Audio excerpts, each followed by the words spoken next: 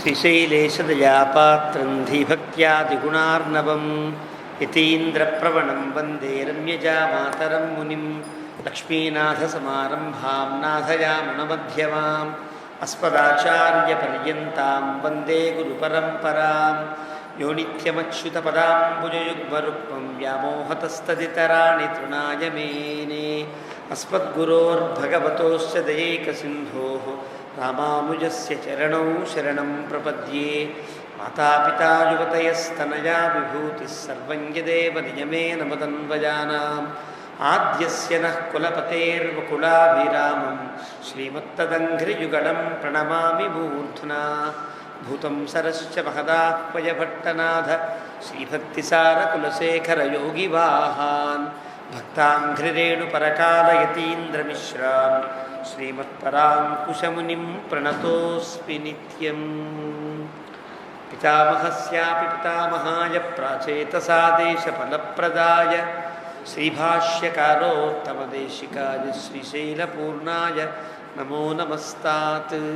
ఆచార్యానస్మదీయానపి పరమగురుం సర్వమాచార్యవర్గం శ్రీమద్రామానుజాఖ్యం మునిమఖిలజనోద్ధారణాయావతీర్ణం పూర్ణార్యం యామునేయం మునివరమథతో రామరాజీవనేత్రౌ వందే నాథం మునీంద్రం వకుళధర చమూనాథలక్ష్మీముకుందాన్. అస్మద్గురుభ్యో నమః. శుక్లాంబరధరం విష్ణుం శశివర్ణం చతుర్భుజం ప్రసన్నవదనం ధ్యాయేత్ సర్వవిఘ్నోపశాంతయే. యస్య ద్విరదవక్త్రాద్యాః పారిషద్యాః పరశ్యతం విఘ్నం నిఘ్నంతి సతతం విశ్వక్సేనం తమాశ్రయే. జ్ఞానానందమయం దేవం నిర్మలస్ఫటికాకృతిం ఆధారం సర్వవిద్యానాం హయగ్రీవముపాస్మహే. అభంగురకలాదానస్థూలలక్షత్వమీయుషే తుంగాయ మహసే తస్మై తురంగాయ ముఖే నమః. కూజంతం రామ రామేతి మధురం మధురాక్షరం ఆరుహ్య కవితాశాఖాం వందే వాల్మీకికోకిలం. వాల్మీకేర్మునిసింహస్య కవితావనచారిణః శృण्वन् రామకథానాదం కో న యాతి పరాంగతిం. యః పిబన్ సతతం రామచరితామృతసాగరం అతృప్తస్థం మునిం వందే ప్రాచేతసమకల్మషం. గోష్పదీకృతవారాశిం వశకీకృతరాక్షసం రామాయణ మహామాలారత్నం వందే లీలాత్మజం. అంజనానందనం వీరం జానకీశోకనాశనం కపీశమక్షహంతారం వందే లంకాభయంకరం. ఆమిషీకృతమార్తాండం గోష్పదీకృతసాగరం తృణీకృతదశగ్రీవం ఆంజనేయం నమామ్యహం. మనోజవం మారుతతుల్యవేగం జితేంద్రియం బుద్ధిమతాం వరిష్టం వాతాత్మజం వానరయూధముఖ్యం శ్రీరామదూతం శిరసా నమామి. ఉల్లంఘ్య సింధోః సలిలం సలీలం యశోకవహ్నిం జనకాత్మజాయాః ఆదాయ తేనైవ దదాహ లంకాం నమామి తం ప్రాంజలిరాంజనేయం. ఆంజనేయపతిపాటలాననం కాంచనాద్రికమనీయ విగ్రహం పారిజాతతురుమూలవాసినం భావయామి పవమాననందనం. యత్ర యత్ర రఘునాథకీర్తనం తత్ర తత్ర కృతమస్తకాంజలిం బాష్పవారి పరిపూర్ణలోచనం మారుతిం నమత రాక్షసాంతకం. వేదవేద్యే పరే పుంసి జాతే దశరథాత్మజే వేదః ప్రాచేతసాదాసీత్ సాక్షాద్రామాయణాత్మనా. చరితం రఘునాథస్య శతకోటిప్రవిస్తరం ఏకైకమక్షరం ప్రోక్తం మహాపాతకనాశనం. శృण्वन् రామాయణం భక్త్యా యః పాదం పదమేవ వా స యాతి బ్రహ్మణస్థానం బ్రహ్మణా పూజ్యతే సదా. వాల్మీకిగిరిసంభూతా రామసాగరగామినీ పునాతి భువనం పుణ్యా రామాయణ మహానది. శ్లోకసారసమాకీర్ణం సర్గకల్లోలసంకులం కాండగ్రాహమహామీనం వందే రామాయణార్ణవం. యః కర్ణాంజలిసంపుటైరహరః సమ్యక్ పిబత్యాదరాత్ వాల్మీకేర్వదనారవిందగళితం రామాయణాఖ్యం మధు. జన్మం వ్యాధి జనా విపత్తిమరణై అత్యంతసోపద్రవం సంసారం స విహాయ గచ్చతి పుమాన్ విష్ణోః పదం శాశ్వతం తదుపగత సమాస సంధియోగం సమమధురోపనతార్థవాక్యబద్ధం రఘువరచరితం ముని ప్రణీతం దశశిరసశ్చ వదన్నిశామయధ్వం శ్రీరాఘవం దశరథాత్మజమప్రమేయం సీతాపతిం రఘుకులాన్వయరత్నదీపం ఆజానుబాహుమరవిందదలాయతాక్షం రామం నిశాచర వినాశకరం నమామి వైదేహీ సహితం సురద్రుమతలే హైమే మహామండపే మధ్యే పుష్పకమాసనే మణిమయే వీరాసనే సుస్థితం అగ్రే వాచయతి ప్రభంజనసుతే తత్వం మునిభ్యః పరం వ్యాఖ్యాంతం భరతాదిభిః పరివృతం రామం భజే శ్యామలం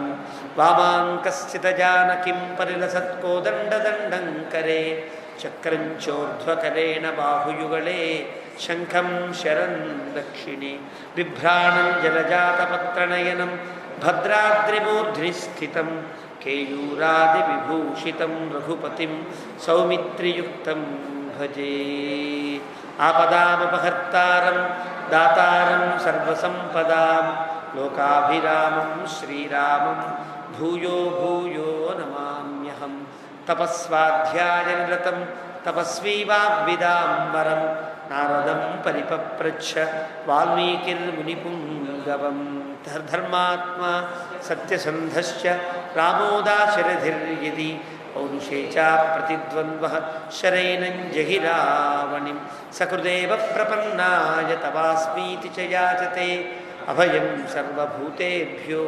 దదామ్యేతద్వ్రతం మమ ధ్యాయే భద్రాద్రివైకుంఠరామం సీతారమాన్వితం శంఖచక్రధనుర్బాణధరం సౌమిత్రిసేవితం శ్రీరామాయ నమః శ్రీమతే రామానుజాయ నమః.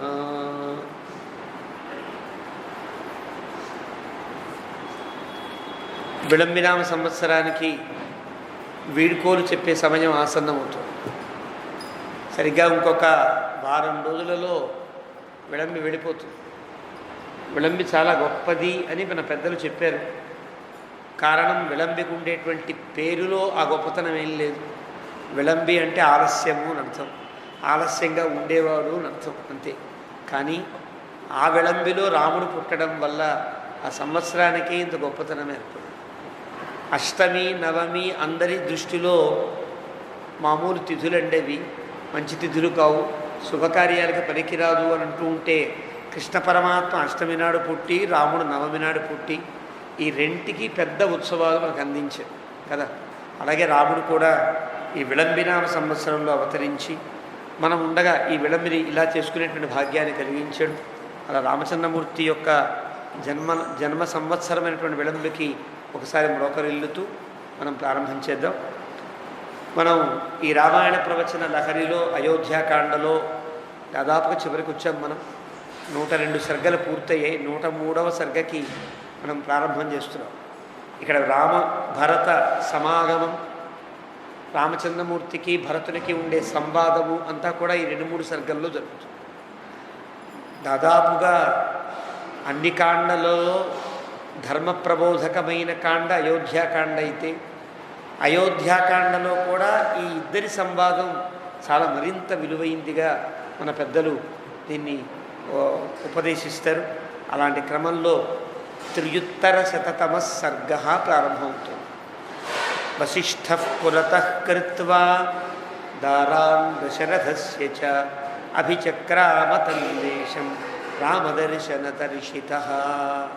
అక్కడ చిత్రకూట పర్వతం మీద ప్రజలంతా గబగబా పరిగెత్తుంటూ ఎక్కేస్తే చాలామంది ఎక్కేశారు కదా.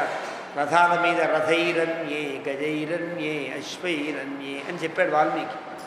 అలా ఎక్కితే వీళ్ళందరినీ రాముడు పలకరించాలి కదా. అలా ప్రతి వ్యక్తిని పలకరిస్తున్నాడు కాబట్టి అక్కడ టైం అట్లా సాగుతోంది. ఇక్కడేమైంది అంటే కొండ కింద వశిష్ఠుడు వీళ్ళంతా పరిగెత్తారు కానీ వశిష్ఠుడు పెద్దవాడు, ఆడవాళ్ళు పరిగెత్తలేరు కదా. మెల్లగా రాజపత్నులైనటువంటి కౌసల్యాదులందరినీ కూడా దగ్గరుండి తీసుకుని వశిష్ఠుడు మెల్లగా కొండెక్కుతాడు.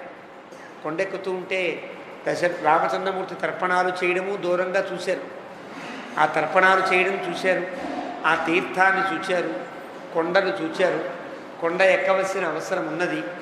కానీ ధర్మం తెలిసిన వారు వీరంతా కూడా ఎలా బయలుదేరారంటే దశరథుని యొక్క భార్యలందరినీ తీసుకుని వశిష్ఠుడు ఆ ప్రదేశమునకు చేరును. రామదర్శన తర్షిత, రాముణ్ణి చూడాలి అనే వేగం తోస్తూ ఉంటే పరిగెత్తుతారు వీళ్ళు కూడా. అంటే వీళ్ళ పరిధిలో వీళ్ళ కోపికున్నంతలో వీళ్ళు గబగబా నడుస్తున్నారు, మెల్లగా నడవట్ల. తర్షిత అంటే అర్థం అది. వీళ్ళు కూడా చాలా వేగంగా వస్తున్నారు, కానీ వెనకబడ్డారు. ఇప్పటికే రామచంద్రమూర్తిని కలుసుకుని వాళ్ళంతా రాముడు పలకరిస్తున్నాడు.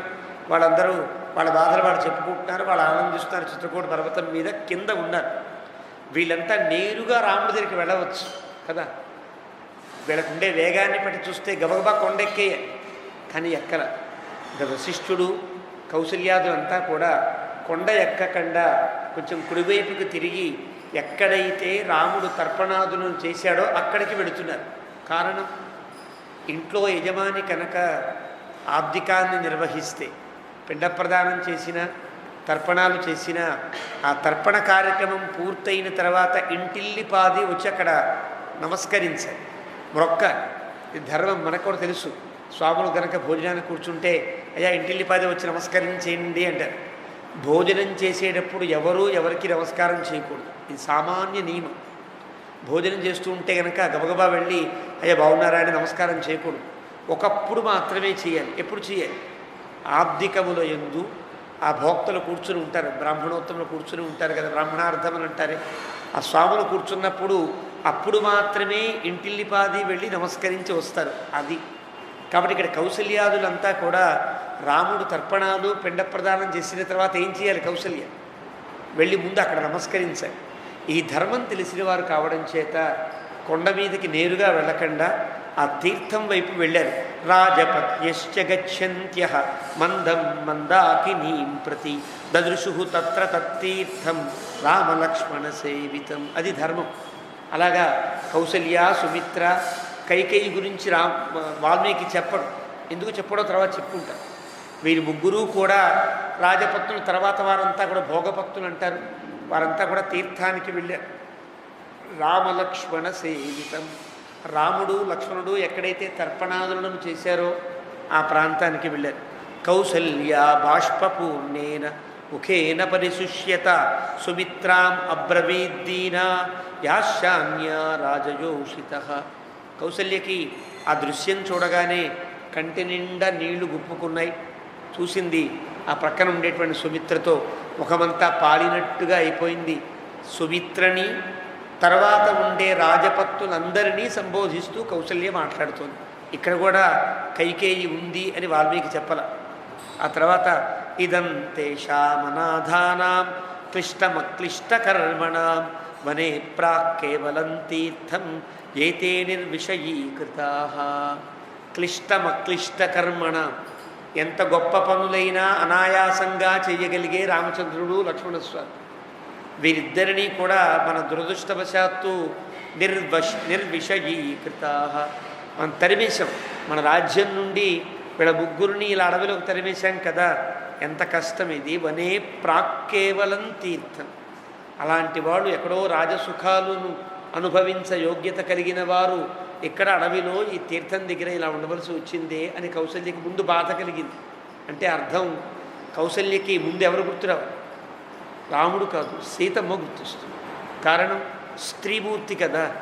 తాను స్నానం చేయడానికైనా ఇతరమైనటువంటి కాలకృత్యములకైనా ఎంత ఇబ్బంది పడుతుంది సీత.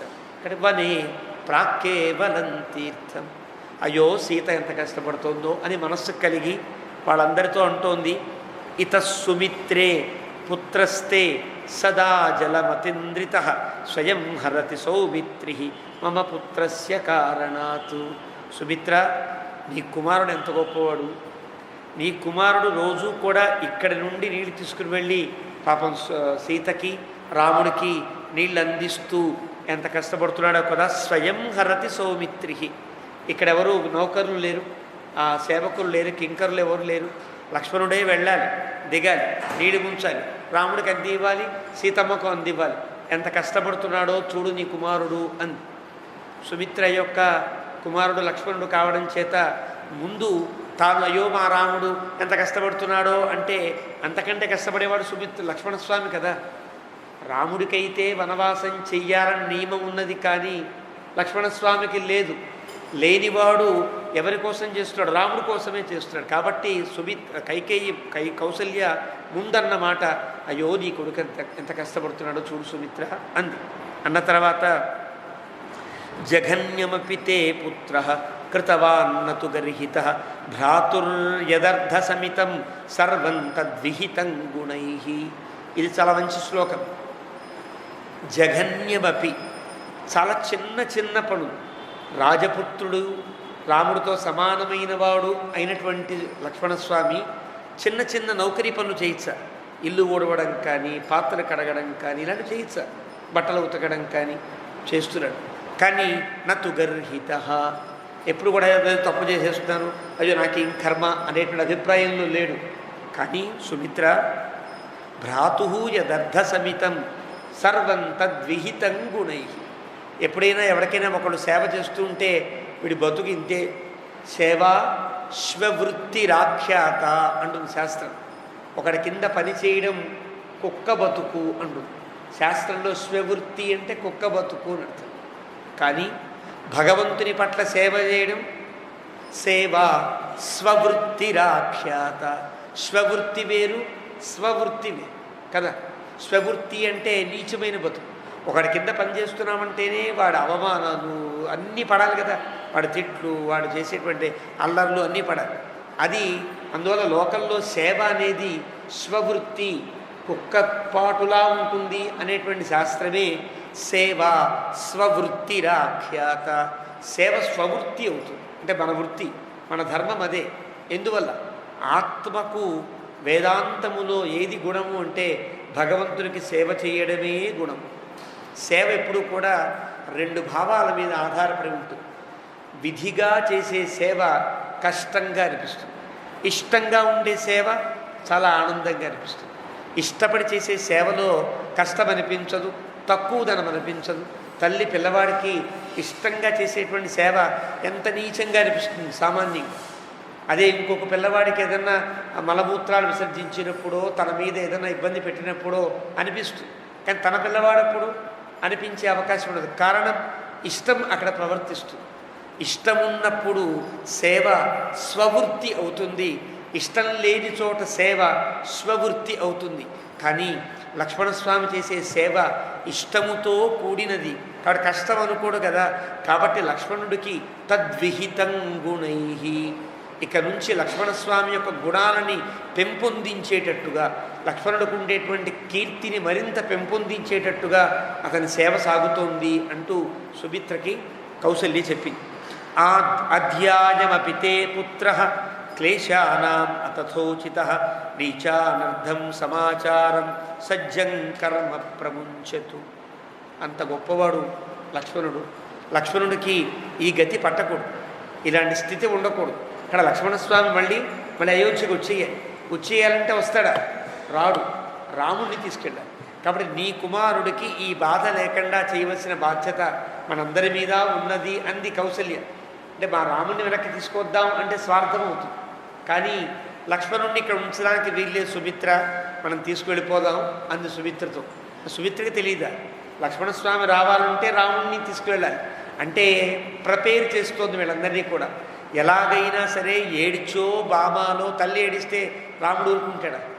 మనం ఏడిచి మొత్తుకునైనా రాముని వెనక్కి తీసుకురావాలి అని మానసికంగా వెళ్ళి సిద్ధం చేస్తున్నట్టు లెక్క కౌసల్య. అందువల్ల అంది ఈ మాట, వెనక్కి తీసుకువెళ్ళాలి ఎలాగైనా సరే అని చెప్పి దక్షిణాగ్రేషు దర్భేషు సా దదర్శ మహీతలే పితురింగుదిపిణ్యాకం న్యస్తమాయతలోచన. చూసింది తర్పణాలు ఇక్కడ ఇచ్చారు. కొంచెం దూరంగా చూస్తే దర్భల మీద అలా పిండ ప్రదానం చేసి ఉంది. చూడగానే బాధ కలిగింది. తం భూమౌ పితురార్తేన న్యస్తం రామేణ వీక్ష్యస ఉవాచ దేవీ కౌసల్య సర్వా దశరథ స్త్రియ న్యస్తమాయతలోచన అంటాడు వాల్మీకి. ఆయతలోచన అంటే ఇంత కళ్ళని ఇంతింతలు చేసి చూసింది అని అర్థం. కళ్ళు చాలా విప్పారి చూచింది. అంటే దశరథుడు ఎలాంటి వాడు? మహాచక్రవర్తి. ఆయనకుండే భోగములన్నీ అద్భుతంగా జరిగాయి. అపరకర్మలన్నీ బంగారు పాత్రలతో బ్రహ్మాండమైనటువంటి పిండి వంటలతో జరిగితే అవన్నీ గుర్తొచ్చి ఇక్కడ రాముడు ఏం చేశాడు? ఆ గార చెట్టు విత్తనాలు పిండి నూరి ముద్దలు చేశాడు. వ్యస్తమాయతలోచన. ఏమిటి ఇదా దశరథుడికి పెట్టవలసినటువంటి పిండ ప్రధానం ఇదా అని న్యస్తమాయతలోచన. కళ్ళు విప్పారి చూచింది. అందరూ కూడా ఆశ్చర్యపోయారు. ముక్కును వేలేసుకున్న దశరథ పత్తులంతా కూడా. ఇద విక్ష్వాకునాథస్య రాఘవస్య మహాత్మనః రాఘవేణ పితృదత్తం పశ్యత ఏతతు యథావిధి. కౌసల్య అంటోంది, ఇక్ష్వాకునాథుడు. ఇక్ష్వాకు అంటే చాలా గొప్ప రాజుల్లో ఒకడే. వైవస్వతమనువు తర్వాత కకుత్సుని తర్వాత ఇక్ష్వాకు చాలా గొప్ప రాజు. ఈనాడు మనం రాముణ్ణి ఎలా చెప్పుకుంటున్నామో రామచంద్రమూర్తి అవతరించేంత వరకు చెప్పుకునేటువంటి రాజులు 3-4 ఉంటారు. ఇక్ష్వాకు అని, కకుత్స్థుడని, రఘుమహారాజని చెప్పుకుంటాం. అందుకనే ఐక్ష్వాకులని, రాఘవులని, కాకుత్స్థులని వీళ్ళకి పేరు. అంత గొప్ప మహారాజు. ఆ మహారాజు వంశంలో పుట్టాడు దశరథుడు. రాఘవస్య అంతేనా, రఘుమహారాజు వంశంలో పుట్టాడు. మహాత్మనః, పోనీ వాడిద్దరు గొప్పవాడు ఈయన తక్కువవాడు అంటే ఈయన కూడా మహాత్ముడు, వాడితో సమానమైనటువంటి వాడు దశరథుడు. అలాంటి దశరథుడికి రాఘవేణ పితృదత్తం. మళ్ళీ ఆ వంశంలో పుట్టిన రాఘవుడు ఏమిస్తాడు చూసారా? చూడండి, పశ్యత ఏతతు యథావిధి. చూసారా, ఇది పెట్టవలసి వచ్చింది అని కౌసల్య ఇలా బాధపడింది అని మనకి పైకి తెలుస్తుంది. కానీ లోపల అర్థం పశ్యత ఏతతు యథావిధి. యథావిధి ధర్మము తప్పకుండా పశ్యత మీరు సేవించండి అని అర్థం. అంటే అంత నమస్కారం చేయండి అని చెప్పింది మాట. ఇక్కడ వాల్మీకి చెప్పడు, కానీ అక్కడ ధర్మాన్ని పాటింపజేస్తుంది కౌసల్య. అందరూ కూడా పిండ ప్రదానం దగ్గర నమస్కారాలన్నీ చేసుకున్నారు. చేసుకున్న తర్వాత తస్య దేవ సమానస్య పార్థివస్య మహాత్మనః నైతదౌపైకం మన్యే భుక్తభోగస్య భోజనం. దేవుడితో సమానమైన వాడు దశరథుడు, గొప్ప వ్యక్తి, ఎన్నెన్ని భోగాలు అనుభవించాడు. అలాంటి భోగాలు అనుభవించినటువంటి దశరథునికి ఈ పిండ ప్రదానం తగినది కాదు. అయినా కూడా రాముడు పెట్టాడంటే ఔపయికం, చాలా గొప్పదవుతుంది. కానీ నైతతో ఔపయికం, నిజానికి తగింది కాదు. కానీ రాముడే పెట్టాడంటే ఆయన చాలా ఆనందంగా తీసుకుంటాడు కదా. చతురంతాం మహీం భుక్త్వా మహేంద్ర సదృశో విభు కథ బింగుది పిణ్యాకం సభుంతే వసుధాధిప. ఎన్నెన్నో భోగాలు, ఎన్నెన్నో రకరకాల పిండి వంటలు, ఎన్నెన్నో రకరకాల ఆహారాలు తీసుకున్నటువంటి దశరథుడు ఈ ఇంగుది పిణ్యాకాన్ని ఎలా తింటాడో కదా అంటూ బాధపడింది. అతో దుఃఖతరం లోకే నకించిత్ ప్రతిభాతిమ. ఇంతకంటే దుఃఖం లోకంలో వేరేదైనా ఉంటుందా? సాధారణంగా మనం ఇంట్లో సామాన్యంగా ఉండేటువంటి ఒక వ్యక్తి ఏదైనా పొరపాటు జరిగి జైల్లోనో పడ్డాడు, జైల్లో ఏదో పెడతారు, అరే జైలు కూడా ఏం తింటున్నాడో ఏమిటో అని అనుకుంటాం కదా. మరి దశరథుడో ఎన్నో భోగాలు అనుభవించినాడు. అలాంటి వాడికి జైలు కూడు లాంటిది కూడా కాదా, కేవలం గారపళ్ళు అక్కడ ఉండేటువంటి ఆ కందమూలాలు దంచి పెట్టడమే కదా. అయ్యయ్యో అనుకుంది. నకించిత్ ప్రతిభాతిమ. ఇలాంటి దుస్థితి ఎవరికో కానీ కలగదు. పాపం ఈయన కలిగింది. ఎత్ర రామ పితృదత్యాత్ ఇంగుది క్షోధ బుద్ధిమాన్. ఈ ఇంగుది పిణ్యాకంతో ఈ పిండ ప్రదానాన్ని స్వీకరించాడు. రామేణ ఇంగుది పిణ్యాకం పితృదత్తం సమీక్షమే కథం దుఃఖేన హృదయం న స్ఫోటతి సహస్రధ. ఇలాంటి దుస్థితి చూస్తే నా హృదయం బద్దలైపోవాలి, కానీ బద్దలు కావట్ల. ఏమిటో కర్మ. ఇప్పటికే నేను ప్రాణం విడిచిపెట్టేవలసినటువంటి స్థితి. కానీ ఏదో పురాకృత కర్మ ఉంటుంది కదా, దానివల్ల ఇంకా బతికున్నా. ఈ దృశ్యం చూశాక నా గుండె బద్దలైనంత పని అయింది, కానీ ఇంకా నాకేం చావు రాలేదు కదా. కాబట్టి ఇంకా నేను ఏదో అనుభవించాలి అనుకుంది ఆవిడ. వేదాంతం తెలిసిన ఆవిడ కదా.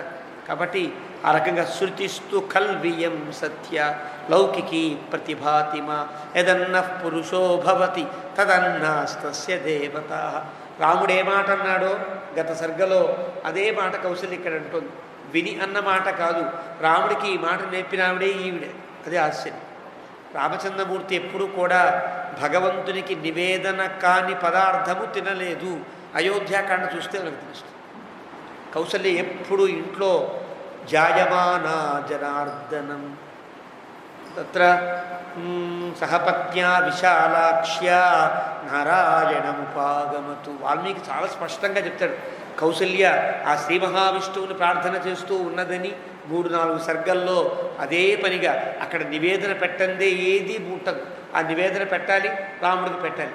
రాముడు ఎక్కడెక్కడ తిరిగినా మళ్ళీ కౌసల్య దగ్గరికి రావాలి, ఆ నివేదన ప్రసాదమే తినాలి. ఇలా నేర్పినటువంటి కౌసల్య రాముడికి చెప్పిన చిన్నప్పుడు యదన్న పురుషో భవతి తదన్నాస్తస్య దేవతాః. ఒకరోజు ఏకాదశో ఏదో వస్తే ఈవిడ ఏం పెట్టకూడదు ఏకాదశి నాడు పులగమని చేస్తారు. ఆ పులగం మాత్రం పెట్టింది అదే తినాలి. ఏంటమ్మా ఇది, మనం సరే తిందాం, మనకు ఏకాదశి, దేవుడికి కూడా ఏకాదశి ఏమిటి అని అడిగాడు రాముడు. అప్పుడు చెప్పింది ఆవిడ యదన్న పురుషో భవతి తదన్నాస్తస్య దేవతాః. మనం ఏం తింటామో నాన్న అదే దేవుడికి పెట్టాలిరా, దేవుడికి ఏది పెట్టామో నాన్న అదే మనం తినాలిరా అని చెప్పింది. ఈ ధర్మం బాగా వంట పట్టింది రాముడికి. కాబట్టి ఇక్కడ కౌసల్య అన్న మాట ఇలా అంటుందని తెలీదు, రాముడు అక్కడ అన్నాడు. ఆ మాటే యాజ్ టీజ్గా మళ్ళీ ఇక్కడ అంది. అంటే రాముడికి ఎవరు నేర్పారు అంటే కౌసల్య నేర్పింది అన్నారు మన పెద్దల వ్యాఖ్యానంలో. చిన్నప్పటి నుంచి కూడా దేవుడికి ఏది పెట్టాలి అంటే ధర్మాన్ని బట్టి మనం ఏం తింటున్నామో అది పెట్టాలి. అంటే మనం ఇష్టం వచ్చిన అన్ని తింటాం కదండి అంటే దేవుడికి ఏది పెట్టచ్చో అది మనం తినాలి. దాన్ని అట్నుంచి ఇట్నుంచి అటు ధర్మం సమన్వయంగా పొందాలి. కాబట్టి దేవుడికి ఏది పెట్టవచ్చునో అది మనం తినాలి, మనం ఏం తింటున్నామో అది పెట్టాలి. ఏది వండుకున్నా దేవుడికి పెట్టకుండా తినకూడదు. ఒకవేళ పోనీ అది వంటకానికి ఆరగింపు పనికిరాదంటే గనక ఆరగింపు చేసిన తర్వాత ఆ కణాన్ని దాంట్లో పెట్టి అయ్యా ఇది కూడా ఆరగింపైందని భావించు అని దండం పెట్టుకోకుండా తినడానికి వీల్లేదు.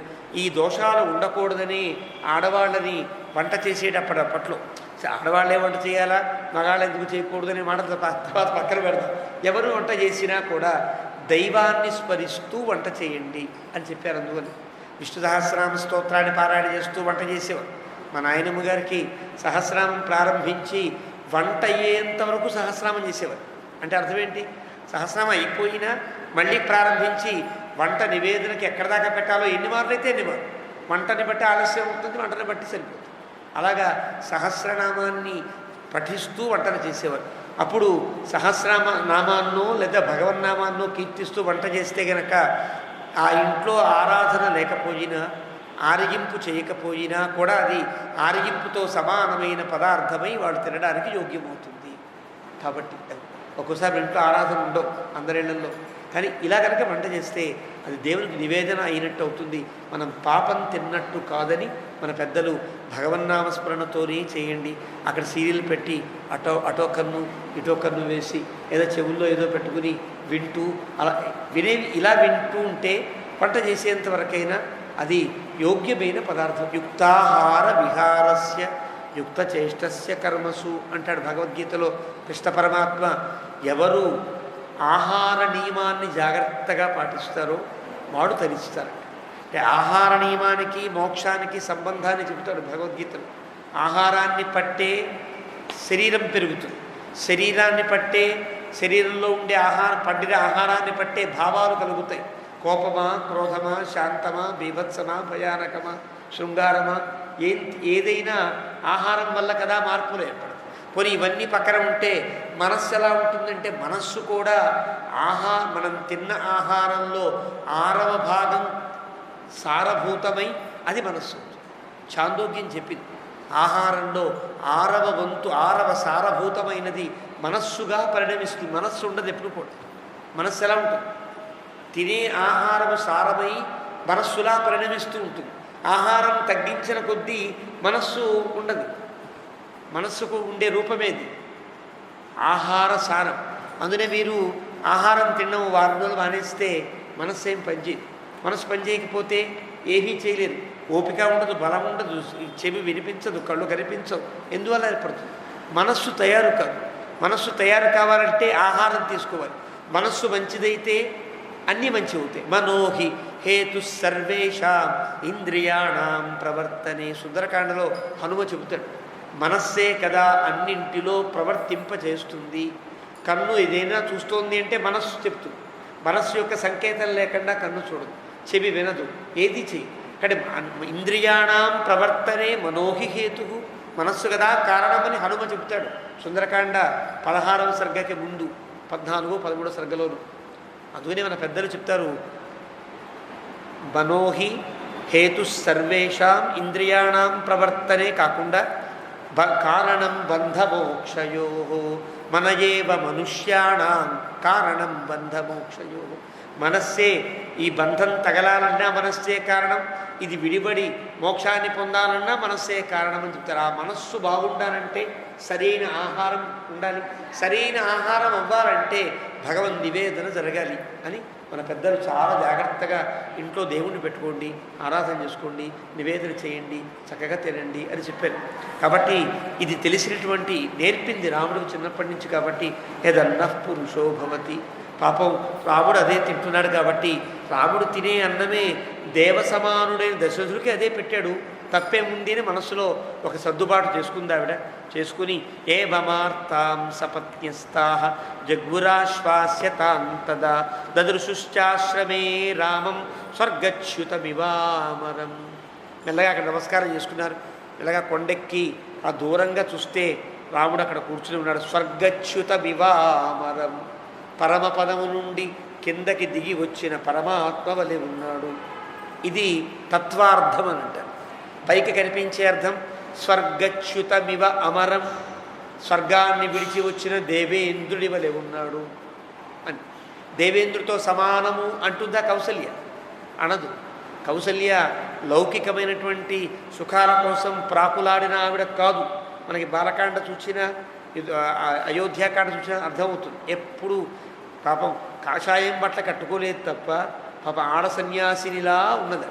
అలాంటి ఆవిడకి లౌకికమైనటువంటి స్వర్గాల మీదో దేవేంద్రాదుల మీదో పోలికలు కూడా రావు.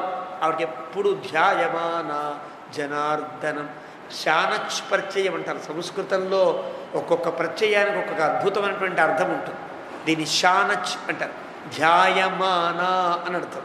అంటే అర్థం ఎప్పుడూ భగవద్ధ్యానమే తప్ప వేరే ఉండదని అర్థం. ఇక్కడ ఎప్పుడూ భగవద్ధ్యానం చేసే ఆవిడ నోటి వెంట ఎలాంటి పోలికలు రావాలి? భగవంతుడితో సమానమైన పోలికలు రావాలి. కాబట్టి రాముడు ఎలా ఉన్నాడంటే పరమపదాన్ని వీడి కిందకి దిగిన పరవాసుదేవుని వలె ఉన్నాడు అని చెప్పాలి. కాబట్టి స్వర్గచ్యుతమివ అమరం చూచింది రాముణ్ణి. సర్వభోగై పరిత్యక్తం, ఏ భోగాలు లేవు. రామం సంప్రేక్ష్య మాతరః, కట్టే బట్టల దగ్గర నుంచి కూడా ఎప్పుడైనా వస్త్రేణ వపుషా వాచ, వస్త్రములు బాగుంటాయి. మనం బాగా ఉన్నవాళ్ళమా లేనివాళ్ళమా ఏం తెలియజేస్తుంది? వస్త్రం తెలియజేస్తుంది ముందు. తర్వాత కొంచెం మేకప్పో గీకప్పో ఉండేటువంటి విధానాన్ని బట్టి, మాట్లాడే తీరుని బట్టి వస్తుంది. ఇవన్నీ కూడా వ్యక్తి యొక్క యోగ్యతను పెంచుతూ ఉంటాయి. చూడగానే రాముడు నారబట్టలు అంటే మీకు గోను బస్తాలు అప్పట్లో ఉండేవి, ఇప్పుడంతా ప్లాస్టిక్ బస్తాలు వచ్చాయి. గోను బస్తాలు కట్టుకుని కూర్చున్నాడు అంతే. పట్టుబట్టలు కట్టుకునేటువంటి రాముడు గోను బస్తాలు కట్టుకుని కూర్చుంటే ముందు ఆ బట్టలు చూసి అయ్యో అనిపించింది. సర్వభోగై పరిత్యక్తం, అరరే సర్వభోగములను వదిలేడు. అంటే బట్ట కట్టుకోవడం దగ్గర నుంచి ప్రాథమికంగా భోగములన్నీ పైకి పైకి వెడతాయి. అలాంటి బట్టే ఇలా దదృశు ఆర్తాహ ముముచురశ్రూణి సస్వరం శోకకలుషితాః. ఒక్కసారి ఆర్తనాదం చేసినట్టుగా గొల్లుమని అంతా బాధపడ్డారు. ఎవరు? దశరథ పత్నులు. పాపం కైకేయి పేరే ఎత్తడు వాల్మీకి. కొంచెం పైకి వెళ్తాం. తాసాం రామ సముత్థాయ జగ్రాహ చరణాం శుభాన్ మాతృనాం మనుజం వ్యాఘ్రః సర్వాసాం సత్యసంగరః. ఇలా కూర్చుని అందరితో మాట్లాడుతుండే రాముడు కాస్త వీళ్ళు పలకరిస్తున్నాడు కదా, అలా దూరంగా తల్లులు ఉచ్చారం చేయగానే గబగబా వెళ్ళి ముందు ఆ పాదాల మీద పడ్డాడు. రాముడికి ఉండే గొప్పతనం విధేయత. గబగబా తల్లి కనిపించగానే గబగబా వెళ్ళాడు.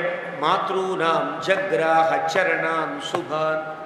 ఒక్క కౌసల్య యొక్క పాదములు మాత్రమే కాదు, కౌసల్యకి నమస్కారం చేశాడు. మళ్ళీ లేవకుండా సుమిత్రకి చేశాడు. అక్కడ ఉండే ప్రధాన పత్నులందరికీ చేశాడు. కైకేయికి కూడా చేశాడు. కానీ చెప్పడు వాల్మీకి. ఎందుకంటే ఇక్కడే చెప్పేస్తారు సస్పెన్స్. దేనికి? కైకేయిని ఎవరూ చూడ్డల్లా, ఎవ్వరూ పట్టించుకోవట్లేదు. తమాషా ఏంటంటే కైకేయి కనిపించట్ల అసలు. అంటే చాలా అవమాన భారంతో, అంటే ఇంత దుస్థితికి ఈ రాజ్యంలో కలిగిన ఈ ఉపద్రవానికి నేను కదా కారణం. మా అబ్బాయికి రాజ్యాన్ని ఎక్కించాలనుకున్నా, సరిగ్గా అబ్బాయిని కూడా నన్ను తిట్టేటట్టుగా, అబ్బాయి చేత కూడా నిందించబడే దుస్థితికి చేరా. ఇలాంటి స్థితిలో ఉంది కైకేయి. పాపం కైకేయి మనసు మారిపోయి చాలా మంచి ఫ్రెష్గా నిర్మలమైనటువంటి హృదయంలో ఉన్నది. కారణం, మా అబ్బాయికి రాజ్యం అక్కర్లా, ఎవరికి ఎక్కర్లా, రాముడే పొందాలి అనేటువంటి స్థితిలోకి వచ్చేసింది. అలా పశ్చాత్తాపడుతున్న ఆవిడ ఇదివరకైతే దశరథుడి తర్వాత కౌసల్య కంటే ముందు కైకేయి కనిపించింది. ఇప్పుడు అందరి వెనుక తలదాచుకొని ముసుగు వేసుకుని ఎవరికి కనిపించకుండా ఉంది, ఎవరు పట్టించుకోవట్ల. ఒక వ్యక్తిని ఒక 10 మంది ఉన్నప్పుడు ఈ ఒక గొప్ప వ్యక్తి, ప్రత్యేకంగా గుర్తింపు గల వ్యక్తికి నమస్కారం చేస్తారు. ఎవడు లేదని, గుర్తింపు లేదనుకోండి, ఇష్టం లేదనుకోండి, పలకరించడం మానేస్తారు, తోసుకుంటూ వెళ్ళిపోతారు, భుజాలు తోస్తారు, పక్కకు తోసేస్తారు. అలా ప్రతి వాళ్ళు కైకేయిని పక్కకి తోస్తూ వెనక్కి తోస్తూ వెనక్కి తోస్తూ ఉండాలి. అది కైకేయి స్థితి. ఇది మనకి పెద్దలు చెప్పే మాట. ఇందులో ఎందుకు కనిపించదంటే తర్వాత ఉండే వాక్యాల్లో దీనికి మనకు అర్థమవుతుంది. అంటే ముందు వచ్చిందనుకోండి, కౌసల్య ముందు నిలబడేటువంటి స్థితి కాదు. పాపం సిగ్గుపడుతూ వెనకాల నుంచుంటే, సుమిత్రకి వెనకాల నుంచుంటే, అక్కడ ఉండే రాజపత్ని ఇంకో ఆవిడ ఉంటుంది. భోగపత్తులు ఎక్కువ మంది కదా దశలు. పో వెనక్కి పో అని తోసేస్తుంది. వెనక్కి పో. అలా కొంతమంది తోస్తే ఎక్కడ వెళుతుంది? 360 మంది భార్యల వెనకాల 361వ భార్యగా నిలబడి ఉంది. అక్కడ ఉండిపోయింది. అది స్థితి. అంటే పశ్చాత్తాపడుతోంది ఆవిడ. కాబట్టి వాల్మీకి ఎందుకు చెప్పలేదంటే, ఎవ్వరికీ అక్కర్లేని కైకేయి నాకెందుకు అనుకుని వాల్మీకి కూడా చెప్పలేదు అన్నారు పెద్దలు. వాల్మీకి కూడా రాయొచ్చు కదా బాబు, వాల్మీకైనా రాయొచ్చు కదా. అంటే వాల్మీకి కంటికి కూడా కనిపించదు ఆ కైకేయి. అంటే కైకేయి దృశ్యం కనిపిస్తుంటే వాల్మీకి ఒక టీవీలో ప్రోగ్రాం చూస్తున్నాడు ఆయన, అంతా కనిపిస్తోంది. కౌసల్య, సుమిత్ర, తక్కిన వాళ్ళు ఎక్కడో ఉసుగేసుకుంటే కైకేయిని ఎలా గుర్తుపడతాడు? గుర్తుపట్టలేడు కదా. కాబట్టి కైకేయి వాల్మీకి కంటికి కనిపించదు. వాల్మీకి ముందు ఒక టీవీ పెట్టినట్టుగా రామాయణం నడుస్తుంది. అది చూస్తూ వాల్మీకి రాస్తుంటే కైకేయి కనిపిస్తే కదా రాయాలి, కైకేయి అనిపిస్తే కదా రాయాలి. కైకేయి గుర్తురాలా, కైకేయి అక్కడ కనిపించలా, వాల్మీకి చెప్పలా, ఎవరికీ ఆవిడక్కర్లేదు, వాల్మీకి కూడా అక్కర్లేదండి అని నవ్వుతూ మన పెద్దలు కైకేయికి కనిపించకపోవడానికి కారణం అది అని చెప్తారు. సరే, ఇలా పక్కన ఉంటే రాముడు అందరికీ నమస్కారం చేశాడు, కైకేయికి కూడా నమస్కారం చేశాడు. ఆయన వెతుక్కుంటూ వెళ్ళి చేసి ఉంటాడు. కాబట్టి అందుకని జగ్రాహ సర్వాన్ చరణాన్ శుభాన్ అంటే అర్థం. వెళ్ళాడు, అందరికీ నమస్కారం చేశాడు. చేసిన తరువాత తాం పాణిభి సుఖస్పర్శై మృద్వంగుళితలై శుభై ప్రమమార్ష్టూరజ పృష్ఠాత్ రామస్యాయతలోచన. కౌసల్యకి నమస్కారం చేయగానే వంగి ఉంటాడు కదా, వీపు కనిపిస్తుంది కదా. ఇలా నారబట్టలు కట్టుకుని, చొక్కాలు గిక్కాలు ఏమి ఉండవు కదా, నారబట్టలు కట్టుకుని ఉంటాడు. కాబట్టి అప్పటిదాకా బాధపడి కింద పడిపోయిన రాముడికి వెనకాల వీపంతా మట్టి ఉన్నది, మట్టి ఆకులు అన్నీ అంటుకుని ఉన్నాయి. ఎవరు పట్టించిన స్థితిలో లేరు. పాపం తల్లి కదా, ఎప్పుడైతే నమస్కారం చేశాడో కౌసల్య ఆ చూసి పాపం వెనకాల ఉండే మట్టి అంతా తీసింది అంటాడు వాల్మీకి. అది కూడా కనిపించింది. రజః పృష్ఠాత్, వెనకాల ఉండేటువంటి ఆ రజస్సు మొత్తాన్ని కూడా కైకేయి తాహ పాణిభి సుఖస్పరిశై, రాముడికి ఎంత సుఖం కలిగిందంటే అంత సుఖం కలిగింది. తల్లి ముట్టుకుంటే ఏ కుమారుడికి ఆనందం కలగదు కదా. కౌసల్య ఎప్పుడైతే ముట్టుకుందో సుఖస్పరిశై మృదు అంగుళి తలై శుభై, అది గొప్పతనం. చాలా మెత్తటి చేతులతో కౌసల్య పట్టుకోగానే రాముడికి ప్రాణం లేచినంత పనైంది. చాలా ప్రమమార్ష్టూరజ పృష్ఠాత్, వీపును అంటుకుని ఉన్న ఆకులను మట్టిని కౌసల్య తుడిచింది అని అన్నాడు వాల్మీకి. అంటే ఎంత ప్రేమో చూడు. అలా సాగింది. అయిన తర్వాత సౌమిత్రిర పితా సర్వాహ, లక్ష్మణస్వామి కూడా రాముడి వెంటే అందరికీ నమస్కారం చేశాడు. మాతృ సంప్రేక్ష దుఃఖిత, తల్లి దగ్గరికి వచ్చేటప్పటికి బాధ కలిగింది, బాధపడుతూనే అందరికీ నమస్కారం చేశాడు. అభ్యవాదయతాసక్తం శనై రామాదనంతరం, అలాగ నమస్కారం చేసి మళ్ళీ రాముడు పక్కన ఉంచుంటాడు అంతే. అతను ఎవరితో మాట్లాడు, ఏ పని పెద్దగా కల్పించుకుని చేసేవాడు కాడు లక్ష్మణస్వామి. మళ్ళీ రాముడి రకాల ఉంచున్నాడు వచ్చి. ఇంకా తర్వాత సీతాపి యథా రామే తథా తస్మిన్ సర్వాః బవృతిరే స్త్రియః వృత్తిం దశరథాజ్జాతే లక్ష్మణే శుభలక్షణే. వచ్చినటువంటి కౌసల్యాదులందరికీ కూడా రాముడి మీద కంటే లక్ష్మణస్వామి మీద ప్రేమ పొంగింది. అయ్యో అవసరం లేకపోయినా అన్న కోసమని ఎంత కష్టపడుతున్నాడు అంటూ వారు ఆ లక్ష్మణస్వామి మీద లక్ష్మణే శుభలక్షణే అని అంటారు. శుభలక్షణే అంటే ఎంత మంచి గుణములు కలిగిన వాడుతను అని వాళ్ళంతా కూడా లక్ష్మణస్వామి విషయంలో బాధపడ్డారు. సీతాపి చరణాంస్తాసాం ఉపసంగృహ్య దుఃఖిత శ్వశ్రూణామశ్రుపూర్ణాక్షి సా బభూవ అగ్రతస్థిత. సీతాదేవి కూడా అత్తగారులందరికీ నమస్కారం చేసి అత్తగారి ఎదురుకుండా నిలబడి ఉంది. అత్తగారు ఏం చెబితే అది చేయడానికి సిద్ధంగా ఉండేటువంటి ఒక విధేయురాలైన కోడలి వలె అక్కడ నిలబడి ఉంది. బభూవ అగ్రతస్థిత. ఎప్పుడైనా నియమం చెప్తారు మన ధర్మశాస్త్రంలో, వ్యవహార కాండ అనేటువంటి కాండలో మన పెద్దలు చెబుతూ, తండ్రి గనక ఆకస్మికంగా వస్తే కొడుకు ఏ పని చేస్తున్నా నిలబడి తండ్రి దగ్గర నిలబడి ఉండాలి. అంటే ఏం పని చెప్తావు నాన్న అని అడిగి, ఏం లేదన్న మామూలుగా వచ్చాను నువ్వు పని చూసుకో అంటే వెళ్ళాలి. ఇది నియమం. ఇలా పాటించకపోతే కొడుకు అవిధేయుడు అవుతాడు అని శాస్త్రం చెప్తాడు. అలాగే అత్తగారు వచ్చినప్పుడు కోడలు కనుక ఆ స్థితిని పొందకపోతే అవిధేయురాలు అవుతుంది అని శాస్త్రం. మరి ఈ శాస్త్రాన్ని సీతమ్మ తల్లి ఇక్కడ పాటించినట్టుగా వాల్మీకి మనకు చెప్తాడు. అంటే ఇక్కడ ఉండే దృశ్యాన్ని బట్టి ధర్మాన్ని మనం వెతుక్కునేటువంటి అవకాశం, ధర్మాన్ని గుర్తించవలసినటువంటి అవకాశం కనిపిస్తుంది. బభూవ అగ్రతస్థిత. నమస్కారం చేసి వెళ్ళిపోయింది అని చెప్పచ్చు కదా. అగ్రతస్థిత, కౌసల్య ముందు నిలబడి నుంచున్నది అంటే అమ్మ అత్త నన్నేం చేయమంటావు అని ఆజ్ఞ కోసం నిలబడి ఉన్నట్లుగా నిలబడి ఉంది. ఇది గమ్మత్తు. అప్పుడు ఏం చేస్తుంది అత్తగారు? తాం పరిష్వజ్య దుఃఖార్తాం మాతా దుహితరంజథ వనవాసకుశాందీనాం కౌసల్యా వాక్యమబ్రవీత్. ఒక్కసారి కౌగిలించుకు. ఎలా కౌగిలించుకుంది అంటే అత్తగారు కోడల్ని కౌగిలించుకున్నట్టు కాదు, కూతురుని తల్లి కౌగిలించుకున్నట్టుగా కౌగిలించుకుంది. తేడా ఉంటుందా? ఉంటుంది, ఖచ్చితంగా ఉంటుంది. కోడలు ఎప్పుడు కోడలే, కూతురు ఎప్పుడు కూతురే. అంటే కూతురుని గట్టిగా హత్తుకున్నట్టుగా హత్తుకుని ఉంటే ఉపవాస కుశాందీనా. ఇదివరకు సీతమ్మ మీద ఇదే ప్రేమ. అలా ఉన్నప్పుడు కొంచెం నడుము కానీ ఆ శరీరం కానీ సౌష్ఠవంగా కనిపించేది. ఇప్పుడు చిక్కిపోయినట్టుగా అనిపించింది. బాగా చిక్కి తన చేతిలోకి జారి సరిపోయినట్టుగా. ఇదివరకు అయితే కొంచెం అలా కౌగిలించుకునేది, ఇప్పుడు ఇలా. ఇందువల్ల లేదు, తిండి లేదు కదా, అందువల్ల వాల్మీకి చెప్తాడు ఉపవాస కుశాందీనా. అంటే ప్రయోగము ఉపవాసము చేత కుశురాలైన సీతను కౌసల్య కౌగులించుకుంది అనవసరం. ఎందుకు అండమనగా అంటే కౌసల్య యొక్క మనస్సులో అయ్యో చిక్కిపోయింది నా కోడలు అంది అని భావన మాట. ఆ ప్రయోగం వల్ల మనకి కనిపించేటువంటి భావం అది. అలాగా కౌసల్య వాక్యమబ్రవీత్. కౌసల్యలా అంటోంది విదేహ రాజస్య సుత. ఒక్కసారి వాళ్ళ తండ్రిగా గుర్తొచ్చారు. జనక చక్రవర్తి యొక్క కుమార్తె. స్నుషా దశరథస్య చ. దశరథ చక్రవర్తి యొక్క కోడలు రామపత్ని కథం దుఃఖం. ఒక చక్రవర్తికి కూతురు, ఒక చక్రవర్తికి కోడలు, కాబోయిన చక్రవర్తికి భార్య. అలాంటి ఈ సీతకి కథం దుఃఖం సంప్రాప్త విజనే వనే. ఎవ్వరూ దాసీదాసగణం కూడా లేకుండా తన పని తాను చేసుకుంటూ తన తండ్రి తాను వండుకుంటూ ఉండేటువంటి దుస్థితిలో ఈ పిల్ల ఉన్నదే అని బాధ కలిగి పద్మం ఆతపసంతప్తం. బాగా వేడికి ఎండకి వాడిపోయిన పద్మంలా పరిక్లిష్ట విగోత్పలం. బురద కొడితే నల్లపడి వడిలిపోయినటువంటి ఒక కలువ పువ్వులా, బంగారం మీద దుమ్మంతా పడితే మెరవని బంగారంలా, క్లిష్టం చంద్రమివాంబుదై. ఒక మేఘములన్నీ గనక కప్పేస్తే కనిపించకుండా ఉండే చంద్రుడిలా ఉండేటువంటి సీతను చూచి బాధపడింది. ఈ ఉపమానములన్నీ కూడా కేవలం వర్ణన కోసం వేసిన ఉపమానములు.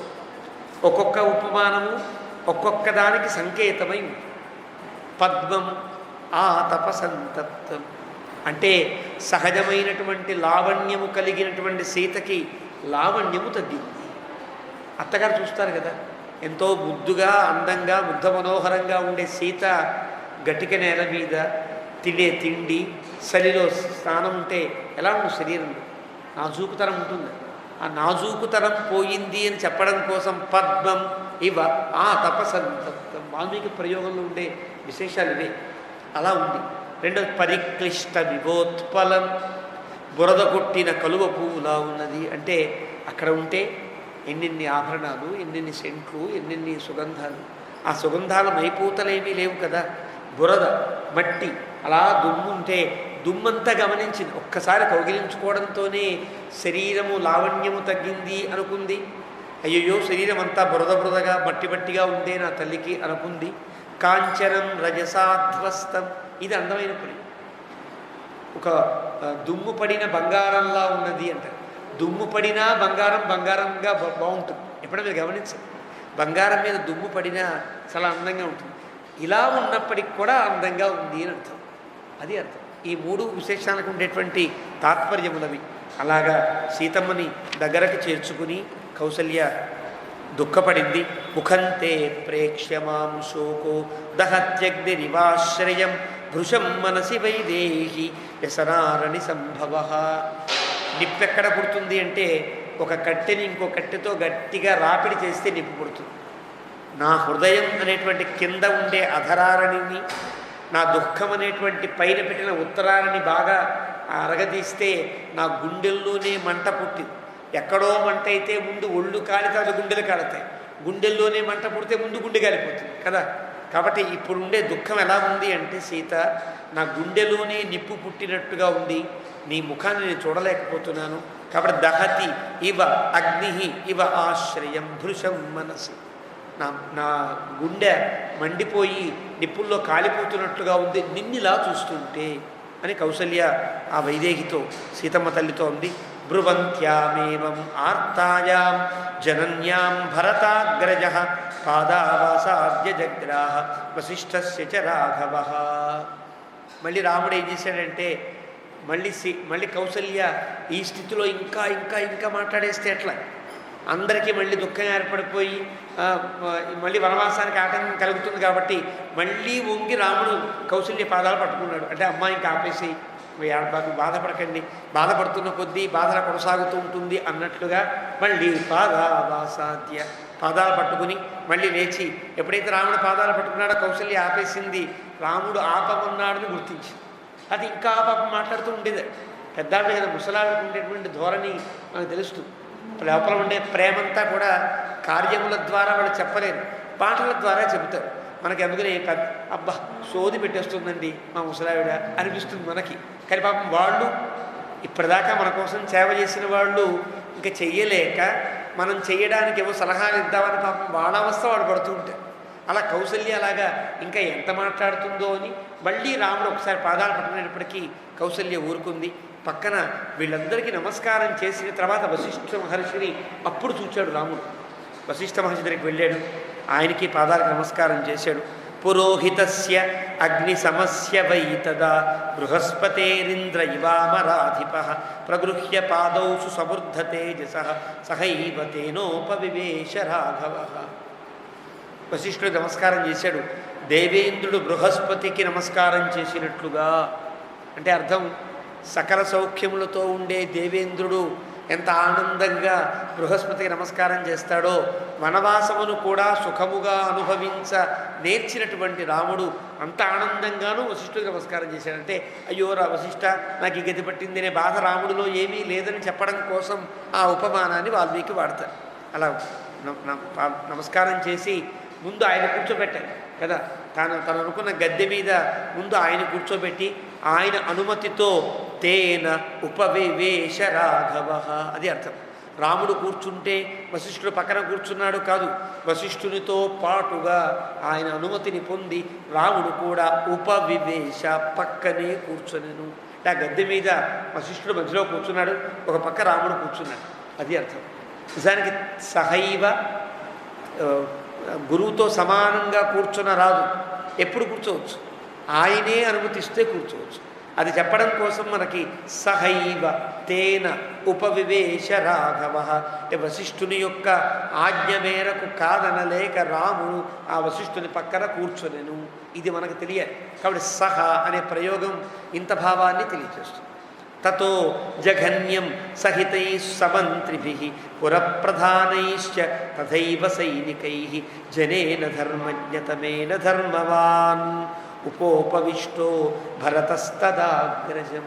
ఎప్పుడైతే వశిష్ఠుడు కూర్చున్నాడో, రాముడు కూర్చున్నాడో, భరతుడు సైనికులందరినీ కొంచెం జాగ్రత్తగా కొంచెం వెనక్కి వెళ్ళమన్నారు. వాళ్ళంతా సిద్ధంగా ఉన్నారు. ఎవరికి వారు ఎక్కడ పడితే అక్కడ కూర్చుని రాముని యొక్క మాటలు వినడం కోసం పిన్ డ్రాప్ సైలెన్స్ అంటారే, ఒక పిన్ పడేసినా కూడా వినిపించకుండా ఉండని శబ్దాలు వదిలిపెట్టి రాముడు నోటి వెంట ఏ మాట వచ్చినా వినాలి వినాలి అన్నట్టుగా అంతా కూడా కూర్చున్నారు. ఉపోపవిష్ట, భరతుడిని కూడా రాముడు వచ్చి ఇలా కూర్చోమన్నాడు. భరతుడు కూర్చోకుండా రాముడికి పక్కగా కిందగా మోకాళ్ళ మీద కూర్చున్నాడు. భరతుడికి ఉండే గొప్పతనం. ఉపోపవిష్ట అంటే ఉపవిష్ట, ఉపవిష్ట కాదు ఉపోపవిష్ట.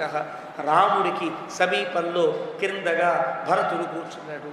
అంటే ఇద్దరే గద్దె మీద, రాముడి కింద పాదాల దగ్గర భరతుడు ఉన్నాడు. అలా కూర్చున్నారు. ఉపోపవిష్టస్తు తదా సవీర్యవాన్ తపస్వి వేషేణ సమీక్ష్య రాఘవం శ్రియాజ్వలంతం భరతః కృతాంజలి యథా మహేంద్ర ప్రయతః ప్రజాపతిం. ఈ పక్కన మధ్యలో వశిష్ఠుడు, ఒక పక్కన రాముడు, రాముడి వెనుకే లక్ష్మణుడు, రాముడికి ఈ పక్కన భరతుడు, భరతుడికి ఆనుకుని శత్రుఘ్నుడు ఇలా ఉన్నారు. ఈ పక్కనేమో వశిష్ఠ మహర్షి గొప్ప అగ్ని స్వరూపంలో ఆయన కనిపిస్తుంటే వీళ్ళు ముగ్గురు ఈ పక్కన ఎలా కనిపిస్తున్నారో వాల్మీకి చెప్తున్నాడు. చూడండి ఎంత అద్భుతంగా. కిమేషవాక్యం భరతోద్య రాఘవం ప్రణమ్య సత్కృత్య చ సాధు వక్ష్యతి ఇతీవ తస్యార్యజనస్య తత్వతో బభూవ కౌతూహలముత్తమం తదా. ఎవడన్నా ఒక వ్యక్తి, గొప్ప వ్యక్తి కనుక, ఏ ప్రధానమంత్రులు అనుకుందాం, ఏ గవర్నరో లేకపోతే ఏ రాష్ట్రంతో వచ్చి ఒక సభలోకి వచ్చి కూర్చుంటే ఆయన ఆయన మాట్లాడే కొద్దిగా ఉంటుంది. 5 నిమిషాలు 2 నిమిషాలు మాట్లాడే, ఎక్కువ ఉపన్యాసాలు చెప్పేటట్టుగా ఉండదు. ఏది సారతరమైన మాటో అని చెప్పి ఊరుకుంటారు కదా. ఆ మాటలు వినడానికి సదస్సులంతా ఎంత జాగ్రత్తగా ఉంటారో. రాముడి నోటి వెంట ఏమొస్తుంది అన్నట్టుగా వీరంతా ప్రణమ్య కిమేషవాక్యం భరతోద్య రాఘవం. రాముడి గురించి భరతుడు ఏం మాట్లాడతాడు? ఇప్పటిదాకా మన దగ్గర నాకు రాజ్యం వద్దు అని అనుకుందాం. భరతుడు తీరా వెళ్ళిపోయిన తర్వాత రాముడి దగ్గరికి వెళ్ళి అన్నయ్య రాజ్యాన్ని ఎలా పరిపాలించమంటావు అంటాడా? అంటే భరతుడిలో కోరిక ఉన్నట్టే కదా, రాజ్యం కోరిక. ఇలాగా భరతుడు ఏం మాట్లాడతాడు, రాముడు ఏం చెప్తాడు అని చెవులను నిక్కపొడుచుకున్నట్టుగా వీరంతా కూడా కిమేష వక్ష్యతి, ఏం మాట్లాడతారో అని బభూవ కౌతూహల ఉత్తమంతదా. ఎవ్వరికి వారికి అందరికీ కౌతూహలమే, వశిష్ఠుడికి కూడా కౌతూహలమే. అలాగా అలాంటి స్థితిలో ఉండే ఆ దృశ్యాన్ని వాల్మీకి వర్ణిస్తూ ఉంటున్నాడు. స రాఘవ సత్యధృతి. రాముడెప్పుడు సత్యధృతి. రాముడు ఏం మాట్లాడినా తాను ఏదైతే సంకల్పించుకుని ఇక్కడి దాకా వచ్చాడో దానిని తప్పని వాడు రాముడు అని వాల్మీకి చెప్తున్నాడు. సత్యధృతిశ్చ లక్ష్మణో రామ మహానుభావో లక్ష్మణ. లక్ష్మణుడు మహానుభావం. ఆ ప్రయోగంలో ఉండే గొప్పతనం. సాధారణంగా మహానుభావుడు అంటే ఏమంటారు, గొప్పవాడండి అంటారు. కాదు, మహా చాలా గొప్ప. అనుభావ అనుసరించి భావమును కలిగినవాడు. ఎవరిని అనుసరించి? రాముని అనుసరించి. రాముడు ఏదైతే అనుకుంటాడో దానికి తూచా తప్పకుండా లక్ష్మణస్వామి ఉంటాడని చెప్పడం కోసం వాల్మీకి మహానుభావ లక్ష్మణ. లక్ష్మణుడు మహానుభావుడు. భరతశ్చ ధార్మిక. ఒక్కొక్కడికి ఒక్కొక్క ప్రయోగం విశేషం. రామ సత్యధృతి, లక్ష్మణ మహానుభావ, భరత ధార్మిక. ధార్మికుడు, ధర్మాన్ని తప్పనివాడు. కాబట్టి వృతా సుహృద్భిశ్చ విరేజురధ్వరే. ఇక్కడ మనకి శత్రుఘ్నుడి గురించి చెప్పాల. కానీ రాముడి తర్వాత మహానుభావుడు లక్ష్మణుడు ఎలాగో భరతుని యొక్క అనుభావాన్ని పట్టి ఉండే శత్రుఘ్నుడు కూడా మహానుభావ శత్రుఘ్న. ఇది అధ్యాహారము అని అంటారు. లక్ష్మణస్వామి ఎలాగైతే రాముడి వెనకాలే ఉన్నాడో భరతుని వెనకాలే శత్రుఘ్నుడు కూడా ఉన్నాడు. ఇలా ఉంటే శత్రుఘ్నుడు భరతుని వెనకాల, రాముడు కూర్చుని ఉన్నాడు. భరతుడు కింద కూర్చున్నాడు కాబట్టి వెనకాల ఉండే శత్రుఘ్నుడు కలిపి ఒకే మూర్తిలా కనిపిస్తారు, ఒకే అగ్నిహోత్రంలా కనిపిస్తున్నారు. రాముడు కూర్చున్నాడు, లక్ష్మణస్వామి నిలబడ్డాడు కాబట్టి లక్ష్మణస్వామి ఊర్ధ్వాగ్నిలాగా, రాముడు కింద కూర్చున్నవాడేమో ఇంకో అగ్నిలా కనిపిస్తే వాల్మీకి గిట ప్రయోగం గొప్పతనం. యథాహ సదస్యై సహితా త్రయోగ్నయ, త్రేతాగ్నులు కనిపించినట్టుగా కనిపించారు. ముగ్గురినే వర్ణించారు. త్రేతాగ్నులు అంటే మూడే అగ్నులు. లక్ష్మణుడు అగ్ని, రాముడు ఒక అగ్ని, భరతుడు శత్రుఘ్నుడు కలిపి ఒక అగ్ని. అది మాట సహితా త్రయోగ్నయ. ఎక్కడైనా వేదములు త్రయీ అన్నప్పుడు ఏం రావాలి? ఋగ్వేదము, అథర్వవేదము ఒకటి, సామవేదము, యజుర్వేదము, ఇది త్రయీ అంటే అర్థము. అంతే తప్ప మూడే వేదాలండి, తర్వాత ఎవరో రాసి అథర్వవేదాన్ని చేర్చారండి, లేదా తర్వాత ఆ మంత్రాలు కొన్ని ఈ మంత్రాలు కొన్ని అన్నీ కలిపి ఇంకో వేదం తయారైంది అండి అని ఈనాడు మనం ఈ సాహిత్యంలో, లౌకిక సాహిత్యంలో, వైదిక సాహిత్యంలో, వాంగ్మయంలో కనిపించే మాటలన్నీ తప్పే. ఇప్పుడు పెద్ద పెద్దవాడు రాసినటువంటి పుస్తకములుగా ఉండే గ్రంథములలో కూడా ఇదే భావన. మెక్డొనాల్డ్, మ్యాక్స్ ముల్లర్ లాంటి వారు ఏదైతే చెప్పారో ఆ మాటలే మనవాడు అనువాదం చేసి ఇది తప్పేమో తప్పు కాదు అనే భావన కూడా మర్చిపోయేంత స్థితిలో దాన్ని అనుసరిస్తున్నారు పెద్దలు కూడా. అది ఆశ్చర్యం. త్రయీ అంటే మూడు వేదములు అని అర్థం కాదు, మూడు విభాగములుగా ఉన్న వేదము అని అర్థం. ఇక్కడ ఇది పెద్ద ఉపన్యాసం.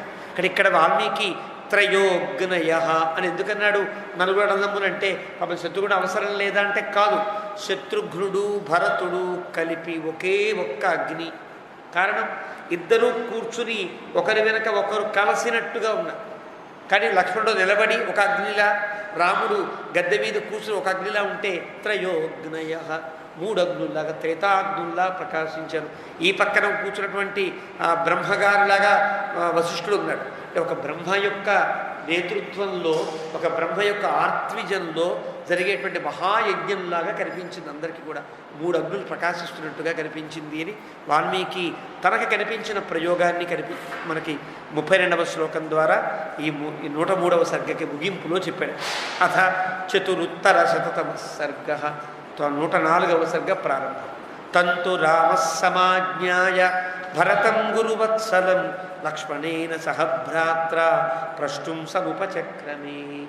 గత సర్గలో భరతుడు రాముడి గురించి ఏం మాట్లాడతాడా అని వీళ్ళంతా వింటూ ఉంటే, భరతుడు మాట్లాడాలనుకుని నోట మాట రాక, గొంతు పెగలక అలాగా నిస్తేజంగా ఉండిపోతే భరతుని మాట్లాడించడం కోసమని రాముడు మాట్లాడుతున్నాడు అంటూ ప్రారంభించాడు. భరతుడు మాట్లాడలే ముందు. ఇప్పుడు తంతు రామ సమాజ్ఞాయ, భరతుడు మంచి దుఃఖంలో ఉన్నాడని భరతుని మీద చేయి వేసి భ్రాతరం గురువత్సలం, చాలా ప్రేమతో చేయి వేసి లక్ష్మణేన సహ భ్రాత్ర, లక్ష్మణునితో కలిసిన రాముడు ప్రష్టుం సముపచక్రమే, తానే అడుగుతున్నాడు. వచ్చినవాడు భరతుడు తానే చెప్పాలి, కానీ రాముడు అడుగుతున్నాడు ఏమని? కిమేతతో ఇచ్చేయమహం శ్రోతం ప్రవ్యాహతం త్వయ. భరత, నీ మాటలు వినాలనుకుంటున్నానయ్యా, నువ్వేం చెప్పదలుచుకున్నావో వినాలని నేనున్నాను అన్నాడు.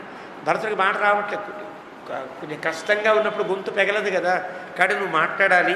యస్మాత్వమాగతో దేశం ఇమం చీర జటాజిని, నీవు అడవికి ఎందుకు వచ్చావు? వచ్చిన వాడివి జడలు ఈ బట్టలు ఎందుకు ధరించావు? నేనైతే తాపశాస్త్రమాన్ని స్వీకరించాను, నీకేం కర్మయ్యా? నీకెందుకు ఈ జడలు ఈ బట్టలు? నువ్వు కూడా గోను బస్తాలు కట్టుకున్నావు, నువ్వు కూడా మరిపాలు పూసుకుని అందంగా ఉండే కురువులన్నీ కూడా అట్టకట్టినట్టుగా చేసుకున్నావు, నీకేం వచ్చింది? ఎందుకు ఇలా చేసావు నువ్వు? కిన్నిమిత్తమిమం దేశం కృష్ణాజన జటాధర, ఇంత రాజువై ఉండి అయోధ్య పరిపాలకుడవై ఉండి ఇంత దీనంగా అడవికి రావాల్సినటువంటి అవసరం నీకేమున్నది? నాకైతే ఒక నియమం ఉన్నది, వచ్చా, నీకేం అవసరం ఉన్నదయ్యా? ఇత్యుక్త కైకయ హిత్వా రాజ్యం ప్రవిష్టస్త్వం తత్సర్వం వక్తుమర్హసి. కాబట్టి నేను అడిగిన వాటికి చక్కగా సమాధానాలు చెప్పవా భరత అన్న. అంటే ఇత్యుక్త కైకయీ పుత్ర, నేను కైకేయి కుమారుణ్ణి అనుకున్నాడు భరతుడు. అంటే అర్థం ఏంటి? మా అమ్మ చేసిన దుర్మార్గం వల్ల నాకు ఈ దుస్థితి కలిగినది అనే భావన కలిగిన భరతుని వాల్మీకి వర్ణించిన ప్రయోగం కైకయీ పుత్ర అని. అంటే ఆ పదం ప్రయోగించడానికి ఉండే సందర్భం అది. కైకేయి కడుపున అనవసరంగా పుట్టా అనే భావన భరతుడిలో మెదిలింది కాబట్టే కైకయీ పుత్ర అని వర్ణించి, కాకుత్స్థేన మహాత్మన రాముడితో ఇలా అంటున్నాడు, ప్రగృహ్య బలవద్భూయ ప్రాంజలి వాక్యమబ్రవీత్. బలంగా ఒక్కసారి తన తన శక్తిని కూడబలుక్కుని మళ్ళీ నమస్కారం చేస్తూ ఇలా అంటున్నాడు, ఆర్యం తాత పరిత్యజ్య కృత్వా కర్మ సుదుష్కరం గతస్వర్గం మహాబాహు పుత్రశోకాభిపీడిత. నిజంగా తల్లిని తిట్టాలి అనిపించింది మనసులో. మా అమ్మ దుర్మార్గురాలైన మా అమ్మ వల్ల అనిపిస్తే ఒక్కసారి ఈ మాట ముందే అంటే కనుక రాముడి కంటి వెంట ఎర్రటి జీర చూడవలసి వస్తుందేమో అని తమాయించుకుని ఆర్యం తాత పరిత్యజ్య చాలా అద్భుతంగా మృదువుగా చెప్పాడు. మా నాన్న మంచివాడు చేసే పనిని విడిచిపెట్టి చెడ్డ పని చేశాడు. మా నాన్న మంచిగా చేయలే. మన నాన్న ఆర్యం తాత పరిత్యజ్య కృత్వా కర్మసు దుష్కరం, చెయ్యకూడని పని మా నాన్నగారు చేయవలసి వచ్చింది. ఎవరి వల్ల అంటే మళ్ళీ మా అమ్మ వల్ల. అమ్మ పేరు చెప్తే మన కోపం వస్తుంది రాముడికి. రాముడికి కైకేయి అంటే ఇష్టం కదా. ఇక్కడ కైకేయిని నిందారోపణ చేయకుండా మా నాన్న చెయ్యకూడని పని చెయ్యవలసి వచ్చిన స్థితి ఏర్పడింది, అందువల్ల ఆయన అనుభవించి స్వర్గానికి వెళ్ళిపోయాడు. చెయ్యకూడని పని చేశాడు కాబట్టే మన నాన్నగారు పైకి వెళ్ళిపోయారు. అన్నయ్య పుత్రశోకాభిపీడిత, కొడుకుని తలుస్తూ పోయారు. ఎవరా కొడుకు? నువ్వే. నందో శత్రుఘ్నున్నో లక్ష్మణున్నో కాదు, రామా రామా రామా త్వామేవ శోచన్ అని చెప్పాడు కదా వాల్మీకి. నిన్నే తలుస్తూ పోయాడు. ఇక్కడ స్త్రియా నియుక్త. రాముడు వింటుంటే రాముడిలో మృదువుగా వింటున్నాడు అనిపించింది. ఇప్పుడు కొంచెం కైకేయి గురించి చెప్పచ్చు అనిపించింది. చెప్తున్నాడు స్త్రియా నియుక్త. ఒక ఆడదాని మాటలు వినొచ్చు అలాగా. కైకేయ్యా మమ మాత్ర పరంతప. నా తల్లి కైకేయి, ఆవిడ మాటలు విన్నాడు. కైకేయి మాటలు ఎవరన్నా వినొచ్చా? కౌశల్య మాటలు వింటే వినొచ్చు, లేదా సుమిత్ర మాటలు వినొచ్చు. కానీ మమ మాత్ర అంటే అక్కడ ట్రస్ట్ చేసి చెప్పడం మాట. నా తల్లి ఎలాంటిదో నీకు తెలుసు కదా. అలాంటి కైకేయి మాటలు విని మా నాన్నగారు ఈ పని చేశారు. ఏం పనో తెలిసిన? చకార సుమహత్పాపం. సుపాపం, మహత్పాపం, రెండు రకాల విశేషణాలు. చాలా చెడ్డ పని అంటే చాలు గొప్ప చెడ్డ పని అండి అంటారు. ఇంకా తూర్పున ఉండేటువంటి విశాఖపట్నం తర్వాత శ్రీకాకుళం ఈ ప్రాంతాల వాళ్ళంటే బా చెడ్డ మంచివాడు అండి వాడండి. చెడ్డ మంచివాడు. చెడ్డవాడా మంచివాడా అంటే చెడ్డ మంచివాడు అంటే చాలా గొప్ప మంచివాడని చెప్పడం కోసం కదా. ప్రయోగాలు అలా ఉంటాయి. కాబట్టి సుమహత్పాపం, చాలా గొప్ప పాపం. పాపమే గొప్పది. మహత్పాపం ఇంకా చాలా దొడ్డ చెడ్డ పాపం అని చెప్పాడు భరతుడు. ఇందువల్ల రెండు, నీలాంటి కొడుకును పంపించడం ఒక పాపం, నాలాంటి తల్లి మాట వినడం రెండో పాపం. ఈ రెండు కలిపి సుమహత్పాపం, పెద్ద చెడ్డ పని చేశాడు మా నాన్నగారు అని. ఇదం ఆత్మయశోహరం. రెండు పోయే. మా నాన్నగారు చేసే రెండు పనుల వల్ల, రెండు పాపాలు. మా అమ్మ మాట వినడం, ఇలా పని చేయడం, నీలాంటి కొడుకుని దూరం చేయడం, రెండు కదా చేశాడు. ఆ రెంటి వల్ల ఏం పోయాయి? రెండు పోయాయి మా నాన్నగారికి. ఏమిటి? ఆత్మ యశోహరం, ఆత్మహరం యశోహరం అంటే తాను పోయాడు, తన కీర్తి పోయి. ఇప్పటిదాకా చాలా జాగ్రత్తగా కష్టపడి కీర్తిని సంపాదించుకున్న దశరథకి ఏం మంచివాడండి, పంచు కుమారుణ్ణి అడవిలో పడేశాడు కదా, ఏం తండ్రి అండి అనేసరికి. కాబట్టి తనకి తాను పోయాడు, తన కీర్తి పోయింది. రెండు పనుల వల్ల రెండు పాపాలు, రెండు పరాయశ్చిత్తాలు అయిపోయాయి. అంటే మాటలు మాట్లాడేటప్పుడు ఎంత విలువగా, ఎంత గంభీరంగా, ఎంత తూకంగా అంటారు. తెలుగులో భలే తూకంగా మాట్లాడండి అంటారు. మాటల్లో ఎక్కడ అసందర్భాలు అప్రస్తుతాలు ఉండవు. మాట్లాడిన ప్రతి మాటకి ఒక అర్థము, ఒక పద్ధతి ఉంటాయి. అలా మాట్లాడి సారాజ్య ఫలం అప్రాప్య విధవా శోకకర్షిత పతిష్యతి మహాఘోరే నిరయే జననీ మమ. అలా దశరథుడు ఆత్మ యశోహరమైనటువంటి సుమహత్పాపం చేశాక ఎవరు నష్టపోయారు తెలుసిన? అయోధ్య విధవా జాత. అయోధ్య అంతా విధవరాలైపోయింది అన్నాడు. మా తండ్రో మీ తల్లో అని చెప్పడం కాదు. అయోధ్య అంతా కూడా భర్త లేనిదై నిస్తేజంగా ఉన్నది. అదే స్థితిలో నా తల్లి ఉన్నది. అంటే ఇంతకీ మూల కారణం ఈవిడ అని చెప్పి జననీ మమ. మా తల్లికి నరకంలో కూడా చోటు వస్తుందో లేదో తెలియదు. నరకాలకు మించినటువంటి తప్పిది అన్నాడు. క్షమాషోడశి అనేటువంటి ఒక అద్భుతమైన గ్రంథం ఉన్నది, 16 శ్లోకాలు. క్షమాషోడశి అని పేరు. వేదవ్యాసస్య తనయం వేదాచార్యం తమాశ్రయే అని అంటారు. వేదవ్యాస భట్టరని మహానుభావుని యొక్క కుమారుడు, ఆయన పేరు వేదాచార్యులు అని పేరు. ఆయన రాసిన స్తోత్రం భగవంతుడితో దెబ్బలాడుతూ ఉంటాడు. ఎంత గొప్పగా దెబ్బలాడతాడంటే, నువ్వా గొప్ప నేనా గొప్ప అంటే. చాలా భక్తుడి. రంగనాథుడు కోపం వచ్చేది, ఏమిటా నేను గొప్ప కాదా అన్నాడు. నువ్వు గొప్ప ఏం కాదని, నువ్వెలా గొప్ప అవుతావు. వాడికే మాటలు భలే ఉంటాయి 16 శ్లోకాల్లో. తను అంటాడు, నేను పాపం చేస్తాను, నేను నరకంలో పడేస్తా అన్నాడు భగవంతుడు. ఏ నరకంలో పడేస్తావు? నువ్వు చేసిన పాపాన్ని పట్టి పడేస్తాను. ఎన్ని నరకాలు ఉన్నాయి? చాలా నరకాలు ఉన్నాయి. నరకాన్ని పుట్టించడానికి ఎంతకాలం పడుతుంది? 2 నిమిషాలు చాలు. భగవంతుడు ఆ శ్లోకాల్లో వస్తుంది భావన అంతా. ఆహా, 2 నిమిషాలు నరకాలు పుట్టిస్తే కనుక నేను ఒక్క నిమిషంలో కొన్ని వేల నరకాలు పుట్టించినా కూడా తగనంత పాపం చేస్తాను.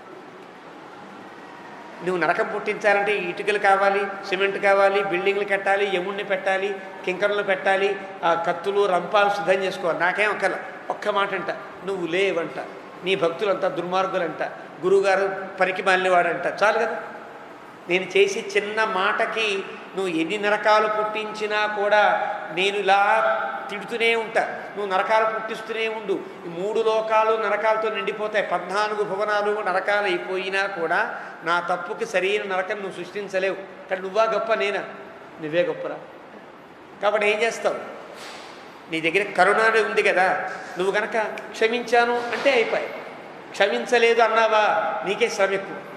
నరకం పుట్టించుకుంటూ వెళ్ళాలి, ఇంకో యముణ్ణి పెట్టాలి, ఇంత కర్మ నీవేం పడతావయ్యా.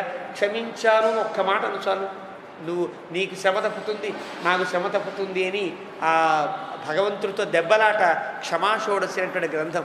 అద్భుతమైన గ్రంథం. అలాగా ఇక్కడ భరతుడు చెప్తున్నాడు, నిరయే జననీ మమ.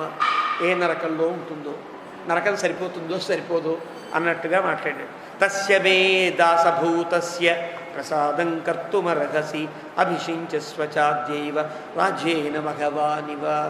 అన్నయ్య, నేను రాజపుత్రుడిగా రాల, తమ్ముడిగా రాల, పౌరుడిగా కూడా కాదు, దాసభూతస్య నీకు సేవకునిగానే వచ్చా. భరతుడు శ్రీవైష్ణవ సంప్రదాయపు మౌలికములన్నింటికీ కూడా భరతుని యొక్క ఆద్యత్వం మనకు కనిపిస్తుంది అని వేదాంత దేశకులు తమ పాదుకా సహస్రంలో ప్రారంభంలో చెప్తారు. భరతాయ పరం నమోస్తు తస్మై. భరతుడు ఎంత గొప్పవాడంటే ఒక అద్భుతమైనటువంటి ఒక సంప్రదాయాన్ని మనకి ప్రారంభించి మనకు అందించిన మహానుభావుడు అంటారు. రాముడి దగ్గర తనకి సంబంధం ఉన్నా ఈ సంబంధాలని పెద్ద సంబంధాలు కావు. దాసభూతస్య, నీతో నాకుండే సంబంధం నీకు నేను దాసుడను అనే భావనే అని భరతుడు చెప్తున్నాడు. కాబట్టి దాసుడిని ప్రార్థన చేస్తున్నా. ప్రసాదం కర్తుమర్హసి, నన్ను అనుగ్రహించవా. అభిషించస్వ అద్యైవ. అద్య అంటే ఇప్పుడే, ఇక్కడే నువ్వు పట్టాభిషేకం చేసుకోవా. అంతా సిద్ధంగా ఉన్నావు. వశిష్ఠ మహర్షి మిత్రో శివరుణోసి అంతా చెప్పేస్తాడు. ఋతుకులంతా నీకు ప్రోక్షణ చేస్తారు, మేమంతా జయధ్వానాలు చేస్తాం. సైనికులంతా కూడా నీకు ఛత్రం చామరం అన్నీ పడుకొచ్చాం, పాదుకులు అన్నీ పడుకొచ్చేసాం. ఇక్కడే పట్టాభిషేకం జరగాలి. రాముడు ఇక్కడ నుండే అయోధ్యకు వస్తావా ఆనందం, లేదా ఇక్కడి నుంచే పరిపాలించు. కాబట్టి అద్యైవ, ఇక్కడే పట్టాభిషేకం జరగాలి అని భరతుని యొక్క కోరిక. అద్యైవ రాజ్యేన మఘవానివ. ఒక రాజ్యాన్ని, త్రిలోక రాజ్యాన్ని ఇంద్రుడు పొందినట్టుగా అన్నాడు. తమాషా, ఇంద్రుడికి పట్టాభిషేకం ఎలా జరిగిందో 2 రకాల కనిపిస్తుంది. వామనుడై త్రివిక్రముడై ఈ లోకములన్నీ కొలిచిన తర్వాత ఇంద్రుడిని పిలిచాడు భగవంతుడు. వచ్చాడు చిన్న పిల్లల్లాగా, దాసభూతుల్లాగా, నౌకరులాగా వచ్చాడు. తీసుకో 3 రాజ్యాలు అని తన పాదము నుండి పడేటువంటి తీర్థంతో అతను అభిషేకించాడు. ఎక్కడ అభిషేకం జరిగింది? ఇంద్రుడికి. ఆ సింహాసనంలోన కాదు, ఒక దగ్గర నిర్జన ప్రదేశంలో అడవిలో ఇంద్రుడిని ఉంచోబెట్టి తన పాదాన్ని బ్రహ్మదేవుడు కడుగుతూ ఉంటే ఆ పాదపు తుంపరను ఇంద్రుడి మీద వేసి నీకు పట్టాభిషేకం అయింది పో అన్నాడు. అది గుర్తొచ్చి భరతుడు అంటున్నాడు, రాజ్యేన మఘవానివ. ఆనాడు ఎక్కడ నిలుచుంటే అక్కడే ఇంద్రుడికి పట్టాభిషేకం జరిగినట్టుగా ఇక్కడ ఉన్న నీకు ఇక్కడే జరగాలి. అంటే ఆ ఉపమానాన్ని చెప్పడంలో ఉండే గొప్పతనం. ఆ రకంగా ఇక్కడే జరగాలి రామా నీకు. ఇమాహ ప్రకృతయ సర్వాహ. అలా ఉండకూడదయ్యా. ప్రకృతి మండలం అంతా ఉంటే తప్ప పట్టాభిషేకం పనికిరాదని ధర్మశాస్త్రం ఉన్నది కదా అంటే ప్రకృతి మండలం అంతా తీసుకొచ్చారు. రాజా అమాత్య అంటే అమాత్యుడున్నాడు, సేనాధ్యక్షుడున్నాడు, ధర్మాధ్యక్షుడున్నాడు, చతురంగ బలం ఉన్నది, సైనికులు ఉన్నారు, అందరూ ఉన్నారు, పురోహితుడు ఉన్నాడు. ఇంకేం కావాలి? ప్రకృతయ ఇమా ప్రకృతయ. ప్రకృతి మండలం అంటే 5గురు ప్రధానంగా ఉండేటువంటి స్థితిని ప్రకృతి మండలం అని అంటారని ఒక రాజ్యనీతి శాస్త్రంలో తెలుస్తుంది.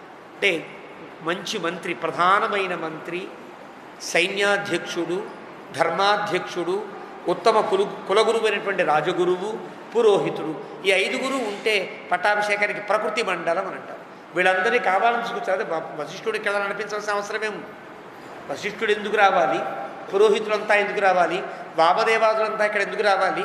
నేను ఇక్కడే పట్టాభిషేకం చేయడం కోసమే అందరినీ తీసుకుని వచ్చానయ్యా. ఇక్కడే జరగాలి. విధవాహ మాతరశ్చయాహ. విధవాహ ప్రయోగం భర్త లేనివారు అని అర్థం కాదు, రాజు లేనివారై. ప్రకృతి అంతా ఇక్కడికి వచ్చింది. అమ్మలు ఇక్కడే ఉన్నారు, అమ్మగారు కూడా ఇక్కడే ఉన్నారు, అందరినీ తీసుకొచ్చాను. తత్సకాశమనుప్రాప్తా ప్రసాదం కర్తుమర్హసి. ఇంకా నువ్వు తప్పించుకోవడానికి వీలు లేని స్థితిలో, పట్టాభిషేకం జరగనటువంటి స్థితిలో, పట్టాభిషేకం జరగడానికి వీలైనటువంటి అనువాచనం, అనుకరణం అంతా కూడా చేసుకుని ఇక్కడ సిద్ధంగా ఉంటే నువ్వు ప్రసాదం కర్తుమర్హసి, అనుగ్రహించవా రామ. తదా అనుపూర్వ్యా యుక్తంచ ఆత్మని మానద రాజ్యం ప్రాప్నుహి ధర్మేణ సకామాను సుహృదః కురు. కాబట్టి ధర్మశాస్త్రం ప్రకారంగా కూడా నీవే రాజువు కావలసి ఉన్నది. ఇది మా అందరి యొక్క నిర్ణయం. తదా అనుపూర్వ్య. మన ముత్తాతగారు తాతగారికి ఎలా ఇచ్చారో, తాతగారు తండ్రి గారికి ఎలా ఇచ్చారో, తండ్రి గారి తర్వాత జ్యేష్ఠుడమైన నీవే రాజ్యాన్ని పొందాలి. తదా అనుపూర్వ్య. అనుపూర్వి అంటే అర్థం అది, ఆనుపూర్వి అంటే అర్థం. ఇలా పొంది యుక్తంచ, ఇది యుక్తమైనది, యుక్తంచ ఆత్మని. ఇప్పుడు ఉండేటువంటి సందర్భాన్ని పరిగణించినా కూడా నేను రాజు కాను, నేను చెప్తున్నా నీవే రాజు కావాలని ప్రకృతి మండలం అంతా కోరుకుంటోంది అంటే ఇటు ధర్మశాస్త్రము అంగీకరించింది, ఇటు ప్రజలంతా అంగీకరిస్తున్నారంటే నీవు తప్ప ఇంక రాజు ఎవరవుతారయ్యా. కాబట్టి ఇంక నువ్వు తప్పించుకోవడానికి వీలు లేకుండా మనం చెక్ పెడతారు సరే, చెస్ ఆడేటప్పుడు చెక్, ఇట్టించి చెక్, అట్టించి చెక్ పెట్టినట్టుగా ధర్మశాస్త్రం ప్రకారం కాదంటావా, ఇదిగో చెక్. ప్రకృతి ప్రజలు ఒప్పుకోవట్లేదయ్యా అంటావా, ఇదిగో చెక్. ప్రకృతి మండలం లేదంటావా, ఇదిగో చెక్. ఇలాగా 4 వైపులా ధర్మాన్ని నిలబెట్టి రామాను ఒప్పుకొని తీరాల్సిందే అని విజయం సాధించిన వాళ్ళలాగా మాట్లాడాడు. సకామాన్ సుహృదః కురు. నువ్వు గనక ఇలా గనక ఓడిపోతే, నువ్వు ఓడిపోతే ఆనందించేవాడు ఎవరు? మేమంతా ఆనందిస్తాం. ఎలా ఓడిపోతే? మా కోరిక తీర్చేటట్టుగా నీవు ఓడిపోతే గనక మేమంతా ఆనందించేవాడు అవుతావయ్యా. భవతు అవిధవా భూమి సమగ్ర పతినా త్వయ శశినా విమలేనేవ శారదీ రజనీయథ. ఇలాగా నిన్నేదో ఇబ్బంది పెట్టాలని కాదు రామ. భవతు అవిధవా భూమి. ఈ భూమికి భర్త లేకుండా అవ్వచ్చునా? తప్పు కదా. కాబట్టి భూమికి భర్తృత్వం వహించవలసినటువంటి శక్తి నీకు మాత్రమే ఉన్నది. సమగ్ర పతినా త్వయ. ఈ భూమండలమంతా నిన్నే కోరుకుంటోంది. పతిం నాథయమానేన అంటారు అక్కడ యుద్ధకాండలు. అక్కడ నిన్నే భర్తగా కోరుకుంటోంది. శశినా విమలేనేవ శారదీ రజనీయథ. శరత్కాలంలో ఉండే నిర్మలమైన ఆకాశం చంద్రుడి యొక్క రాకని కాంక్షిస్తున్నట్లుగా నీ యొక్క రాకని మేమంతా కాంక్షిస్తున్నాము. ఏభిశ్చ సచివై సార్ధం శిరసాయాచితో మయా భ్రాతు శిష్యస్య దాసస్య ప్రసాదం కర్తుమర్హసి. భరతుడికుండే ఉపజ్ఞ అంటారు. ఇది భరతుడికుండే గొప్పతనం. మాటలు మాట్లాడేటప్పుడు చాకచక్యం ఎట్లా ఉంటుందో ఈ శ్లోకం ద్వారా చెప్తారు. ఏభిశ్చ సచివై సార్ధం. ఒక మంత్రి రాలా, 8 మంది లౌకిక మంత్రులంతా వచ్చి నిలబడ్డారు. ఇక్కడ 8 మంది వైదిక మంత్రులు వచ్చారు. వశిష్ఠుడు, వామదేవుడు, జాబాలి, కాశ్యపుడు, కాత్యాయనుడు, సుయజ్ఞుడు, గౌతముడు, విజయుడు, ఇక్కడ సిద్ధార్థుడు, సుమంతుడు ఇత్యాది దుష్టకి వీళ్ళంతా కూడా ఈ పక్కన నుంచి. ఏభిశ్చ సచివై సార్ధం. ఏభి సచివై సార్ధం 16 మంది కూడా వైదిక లౌకిక మంత్రులంతా ఇక్కడ కూడి ఉంటే శిరసాయాచితోమయ. రాజు నేను అనుకునే నీవు నేను రాజును కాదని తల వంచి నేను నమస్కారం చేస్తూ ఉంటే, భ్రాతు తమ్ముడని ప్రేమిస్తావా, నీకు నేను తమ్ముణ్ణి. శిష్యుడని ప్రేమిస్తావా, శిష్యుణ్ణి. కాదు దాసుడు అంటావా, దాసుణ్ణి. భ్రాతు శిష్యస్య దాసస్య ప్రసాదం కర్తుమర్హసి. నువ్వు ఏ రకంగా చూచినా నువ్వు అనుగ్రహించి తీరవలసినదే కదా అని భరతుడు నిర్బంధం చేసేటట్టుగా మాట్లాడుతున్నారు. ఏం మాట్లాడతాడా అని చెవులను నిక్కించుకుని వినే ప్రజలందరికీ ఆశ్చర్యం కలిగేటట్టుగా భరతుడు మాట్లాడుతున్నాడు. తదిదం శాశ్వతం పిత్రియం సర్వం ప్రకృతిమండలం పూజితం పురుష వ్యాఘ్ర నాతిక్రమితుమర్హసి. చాలా విలువైనటువంటి పదం. తదిదం శాశ్వతం పిత్రియం. తండ్రి యొక్క వారసత్వంగా వచ్చేటువంటిది ధర్మానుగుణంగా సాగాలి తప్ప తండ్రి గారి ఇష్టంగా సాగడానికి వీల్లేదు. ఇది ధర్మం. ఆస్తి వచ్చిందని తండ్రి కనుక ఆస్తి సంపాదిస్తే కొడుక్కి ఇవ్వక్కర్లా. కానీ ముత్తాత గారి ఆస్తి తారకొచ్చి తన ఆస్తి తన మనవడికి ఇచ్చేటట్టు విధానంలో తండ్రి అబెబే ఇది నీకు ఇవ్వనరా ఇంకోడికి ఇస్తాను అంటే తండ్రి మాట చెల్లదు. ఈనాటికి రాజ్యాంగం అదే కదా. మరి ఆనాడు రాజ్యాంగం కూడా అదే కదా. దశరథుడికి అర్హత ఎక్కడుంది ఇంకో కొడుకు ఇవ్వడానికి? అనేవాడేవాడు ఇంకో కొడుకు కాదు, తానే ఈ రాజ్యాన్ని పొందిన కొడుకే మాట్లాడుతున్నాడు. దశరథునికి నిన్ను కాదని నాకిచ్చే అర్హత లేదు రామ. పిత్రియం అంటే అర్థం. పిత్రియం అనే పదానికి ఉండే అర్థం పితృపైతామహం ద్రవ్యం ఔరసం సంప్రచక్షతే. ఇది స్మృతిలో వాక్యం. అంటే పితృపైతామహంగా ఉండే ద్రవ్యాన్ని ఔరసం అని అంటారు. ఔరస ద్రవ్యాన్ని ఎవడికో ఇవ్వడానికి నా ఇస్తానే ఎవడికో ఇస్తానంటే వల్ల కాదు, జ్యేష్ఠుడికే ఇవ్వాలి. జ్యేష్ఠుడు అంగీకరిస్తేనే అన్నదమ్ములకు పంచాలి. ఇది కూడా నియమం. మొన్న మీరు ఫేస్బుక్లో కూడా పెట్టారు సంపత్ మనాచి గారు. పంచడంలో కూడా పెద్ద కొడుక్కి ఎంత ఇవ్వాలో అంత ఇవ్వాలి. పెద్ద కొడుక్కి పూర్తిగా అప్పచెప్పి పెద్ద కొడుకు యొక్క అనుమతితో తమ్ముళ్ళకు పంచాలి. సరే అది కొంత ఇబ్బంది కలిగిస్తుంది, తర్వాత చిన్న చిన్న మినహాయింపులతో వచ్చింది తర్వాత. కానీ పెద్ద కొడుకు అందించాలి. కానీ పెద్ద కొడుక్కి అందించకుండా నాకు అందించే యోగ్యత అర్హత ధర్మము దశరథునికి లేవు. కాబట్టి భరతుడు చెప్పే మాట సూటి అయిన మాట. పిత్రియం. ఇది పిత్రియం. సర్వం ప్రకృతి మండలం. ప్రకృతి మండలం అంటే అమాత్య అధ్యక్షాది ప్రకృతి చతురంగ బలమంతా నిన్నే అని కోరుతూ ఉంటే ఇది కాదనే యోగ్యత కూడా అనుకోకుండా ఒక్కోసారి తండ్రి కనుక తన ఇష్టం వచ్చినట్టుగా రాజు కనుక పెద్ద కొడుకే ఇస్తే ధర్మం ప్రకారం పెద్ద కొడుకు ఇవ్వచ్చు కదా. పెద్ద కొడుకు ఇస్తాడు. కానీ ఆ పెద్ద కొడుకు దుర్మార్గుడై ఉంటాడు. ప్రకృతి ఎవరికి ఇష్టం ఉండదు, ప్రకృతి మండలం ఇష్టపడదు. అప్పుడు ప్రకృతి మండలం కనుక మేము ఈ కొడుకు ఇవ్వడానికి అంగీకరించట్లేదు అంటే ఆ రాజు పెద్ద కొడుకు ఇవ్వడానికి వీల్లేదు. ఈ ధర్మాన్ని కూడా భరతుడు చెప్తున్నాడు ఇక్కడ. మాటలలో ఉండే గొప్పతనం. ఆ మాటలు అర్థం చేసుకోలేకపోతే ఈ ధర్మాలు తెలియవు. ప్రకృతి మండలం. తండ్రి ఆస్తిని నాకివ్వడం తప్పు, నీకివ్వాలి. పోని నీకివ్వడం తప్పంటావా? సర్వం ప్రకృతి మండలం. వచ్చిన వారంతా నీ కోసం వచ్చారయ్యా, నువ్వే రాజు కావాలని. నేను రాజు కావాలని ఎవ్వరికీ లేదు, ఉన్నా నేను కాదు. అది ఉద్దేశ్యం. పూజితం పురుష వ్యాఘ్ర. పూజితం. మేమంతా ఏదో తప్పనిసరిగా ఏం చేస్తాం, కర్మ నువ్వే తీసుకో అనేటట్టుగా కాదు. పూజితం పురుష వ్యాఘ్ర. నీవు ఉత్తముడవని, ఉత్తమమైన రాజువని. పూజితం అస్మాభి పూజితం అంటే మా చేత. కర్మణి ప్రయోగం అంట. కర్మణి ప్రయోగంలో చెప్పిన మాట ఇంకా విలువగా ఉంటుంది. కాబట్టి పూజితం అస్మాభి, మా చేత పూజించబడిన నీవే నాతిక్రమితుమర్హసి. ఒక్క గీత కూడా దాటడానికి వీల్లేదు. అంటే నీకు ఇంకో ధర్మం లేదు, అసలు నువ్వు దాటిపోవడానికి నీకు ధర్మమే లేదు. కానీ రాముడు తప్పనిసరిగా ఒప్పుకొని తీరాలి. ఇంత నిర్బంధం చేశాడు భరతుడు. ఏం మాట్లాడతాడా అని చూసిన వాళ్ళందరూ కూడా ఆశ్చర్యపోయేంత అద్భుతంగా మాట్లాడాడు. ఎన్ని ధర్మాలు దీంట్లో. వశిష్ఠుడే ముక్కులు బేరేసుకుని అయ్యి బాబోయ్ ఈ భరతుడికి ఇన్ని ధర్మాలు తెలిసాయి అనుకునేటట్టుగా మాట్లాడాడు. ఏవముక్త్వా మహాబాహు. ఇలా మాట్లాడాడు భరతుడు. మహాబాహు అంటే చేతగాని వాడేం కాడు భరతుడు. మహాబాహు ఉత్తమ క్షత్రియుడు. రాముని వలె రాజ్యమును పరిపాలించగలిగిన యోగ్యత, బలము, ధర్మము అని తెలిసినవాడు. అలాంటి వాడు కూడా రాముణ్ణి సబాష్ప, బాష్పములతో కూడి కైకయీ సుత. వాల్మీకి చెప్పాడు కైకయీ సుత. ఇప్పుడు ఎక్కడో వెనకాలెక్కడో ఉండే కైకేయి అంతా తోసేశారు కదా వెనకాలకి. వెనకాల దాటుకుంటూ ముందు వచ్చి నిలబడింది కైకయీ సుత. ఎందువల్ల కైకేయి కూడా అంగీకరిస్తోందని చెప్పడం కోసం కైకేయిని వాల్మీకి లాక్కొచ్చి ముందు పెట్టాడనమాట. ప్రయోగంలో ఉండే గొప్పతనం. భరత కైకయీసుత సభాష్ప కైకయీసుత. బాధపడుతూ కైకేయి కుమారుడైన కైకేయి పక్కన నిలబడి ఉంది. కైకేయి కూడా వంగి, అవును నేను తప్పు చేశా రామా, నీవే రాజు కావాలి అన్నట్టుగా నిలబడి ఉంది అక్కడ. అలాంటి స్థితిలో రామస్య శిరసా పాదౌ జగ్రాహ విధివత్ పునః. కూర్చుని ఉన్నాడు కదా భరతుడు, ఒక్కసారి మళ్ళీ తల వంచి రాముడి పాదాల మీద పెట్టి గట్టిగా పట్టుకుని విధివత్ పునః, విధివత్ పునః. విధి అంటే నీకు మరొక దారి లేదు రామా, తప్పనిసరిగా అంగీకరించవలసినదేని బలవంతం చేస్తున్నాడు. ఏదో నోటి మాటగా చెప్పి వెళ్ళిపోవడానికి రాలా భరతుడు, ఒప్పించి తీసుకుని వెళ్ళడానికి వచ్చాడు. కాబట్టి విధివత్ పునః.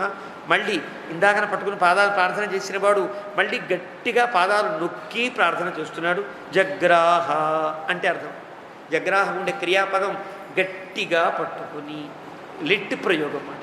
భూతే లిట్ అని ప్రయోగంలో చేస్తారు. అలాగా చేసి తమ్మత్తమివ మాతంగం నిశ్వసంతం పునః భ్రాతరం భరతం రామ పరిష్వజ్య ఇదమబ్రవీత్. ఇప్పుడు రాముడు ఏం మాట్లాడతాడో అందరికీ ఆశ్చర్యం. మళ్ళీ ధర్మాలు కదా, ఊరికే సంభాషణలు డైలాగులు కాదు, అన్ని ధర్మాలు, అన్ని తూకమైన మాటలు. ఇప్పుడు రాముడు మత్తమివ మాతంగం, రాముడి దృష్టిలో భరతుడు కింద కూర్చున్నవాడు కాస్త మంచి మదించిన ఏనుగు వలె ఉన్నాడు. అంటే ధర్మము నిండినటువంటి గొప్ప అద్భుతమైనటువంటి ఒక పరిపూర్ణ మానవుడి వలె ప్రకాశించాడు భరతుడు. అలాంటి తమ్మత్తమివ మాతంగం నిశ్వసంతం పునః. ఎలా ఉన్నాడు? నీవు నా మీద ఎక్కకపోతే నేను లేవను అన్న ఏనుగు ఎలాగైతే మామటివాడినో యజమాని దగ్గర మొండికి మొరాయిస్తుందో అలా కూర్చున్నాడు ఏనుగులా. ఎక్కి తిరాల్సిందే, నా అంబారి ఎక్కకుండా నువ్వు దిగడానికి వీల్లేదన్నట్టుగా ఉండే ఏనుగుల నిశ్వసంతం పునః అంటే నిట్టూర్పుని గట్టిగా బలంగా విడుస్తూ వదిలిపెట్టను అన్నట్టుగా కూర్చున్నాడు. ఇదంతా దృశ్యం.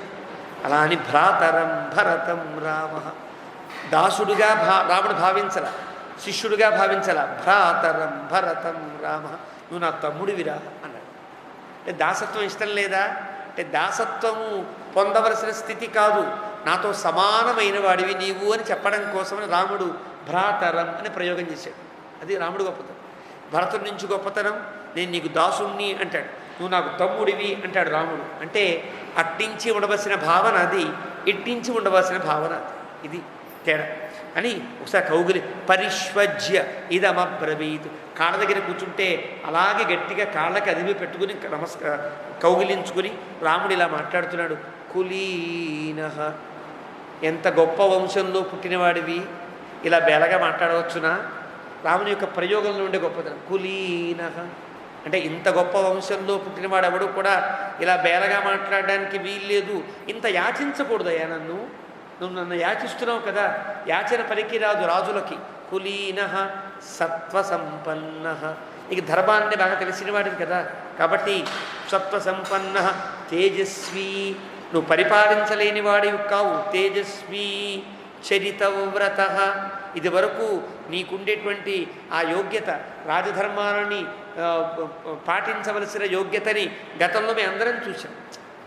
దశరథుడు రాజుగా ఉన్నప్పుడు అయోధ్యాకాండలో చెప్పారు మనకి, రాముడు కొన్ని రాజ్యాలు కొన్ని పనులు చక్కబెట్టేవాడు, భరతాదులంతా కొన్ని పనులు చక్కబెట్టేవారు. అంటే రాజ్యము చేయడంలో నేర్పరితనం నీకు ఉన్నది కాబట్టి చరితవ్రత, నీకు రాజ్యం చేయడం కష్టమేం కాదు, నాకు తెలుసు భరత, నువ్వు రాజ్యాన్ని చేయగలవు. అంటే నేను ఒప్పుకోవట్లేదు అని చెప్పడం కోసమని అలా అర్థమయ్యేటట్టుగా ఒక్కొక్క పదం రాముడు మళ్ళీ బిల్డప్ చేయాలి. ఎప్పుడు కూడా ఒక్కసారి మాట్లాడేయకూడదు.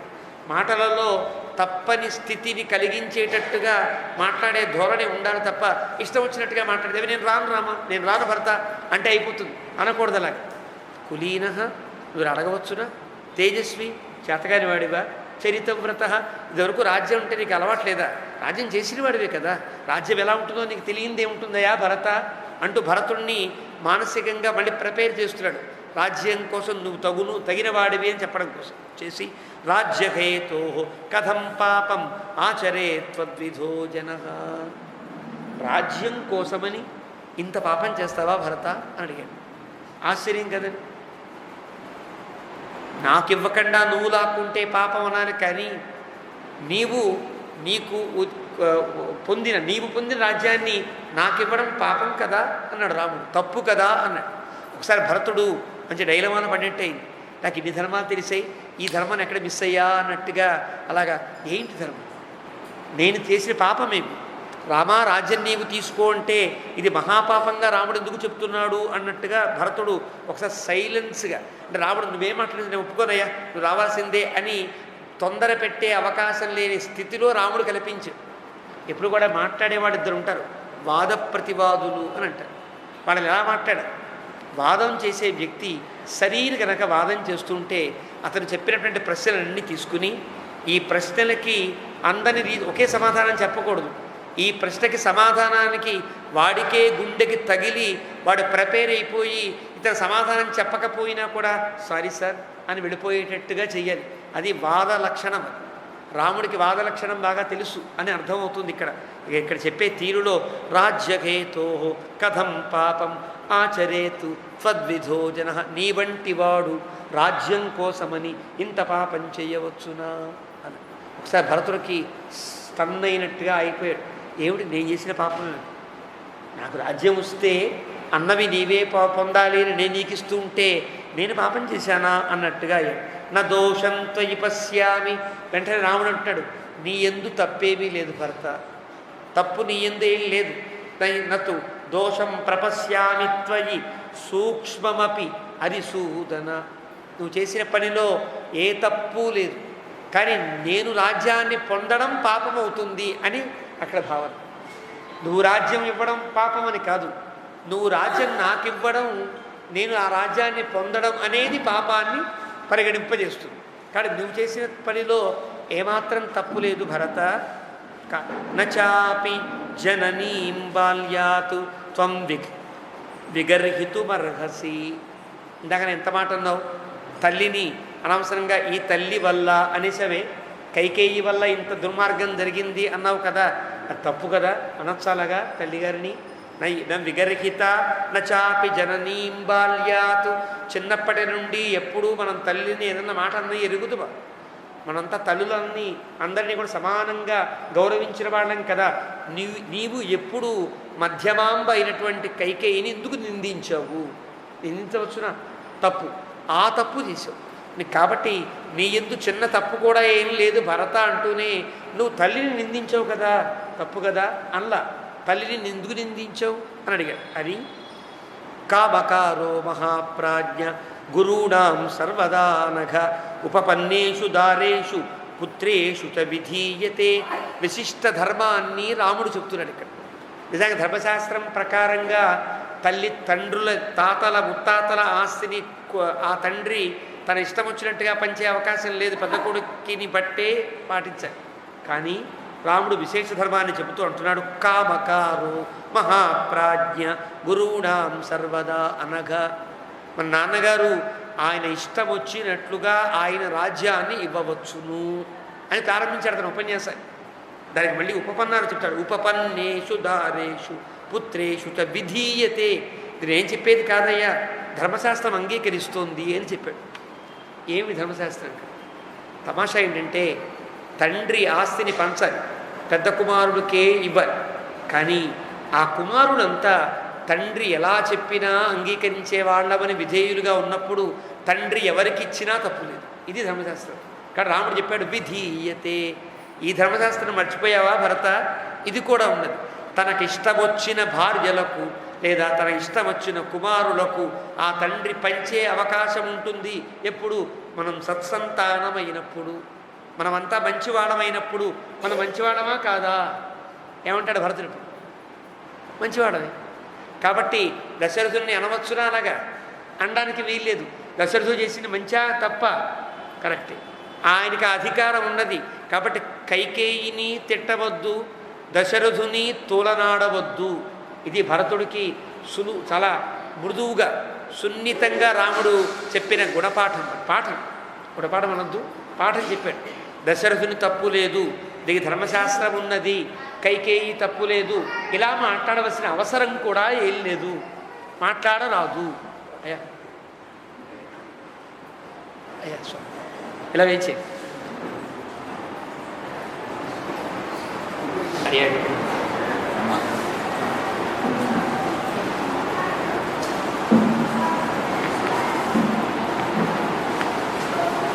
ఇలా మాట్లాడరాదు, ఇది ధర్మం. అంటే భరతుడు చెప్పినవి ఎన్ని గొప్ప ధర్మాలో మనకి వాల్మీకి రామాయణంలో ఉండే శ్లోకాలు చూస్తే మనకు అలా అనిపించవు. ఆ శ్లోకాలలో ఉండే భావం తెలియాలంటే గోవిందరాజస్వామి లాంటి వారి వ్యాఖ్యానం చూడవలసింది. వ్యాఖ్యానములు చూడకుండా మన ఇష్టం వచ్చినట్టుగా రామాయణాన్ని వ్యాఖ్యానం చేసేస్తారంటే అంతకంటే పాపం మరొకటి ఉండదు. కారణం, ఈ పదముల యొక్క భావం మనకు అర్థం కాదు. ఇక్కడ ఉండే పదములేమి, దశరథుడు తప్పు లేదు, కైకేయి తప్పు లేదు అన్నాడంటే రాముడు తప్పు లేదు నిరూపించాలి. రాముడు చెప్పిన మాటలో విధీయతే అనే పదం చాలా విలువైన పదం. విధీయతే అంటే శాస్త్రము యందు ఉన్నది అని అర్థం. ఆ శాస్త్రం మనకు తెలియకపోతే ఎట్లా?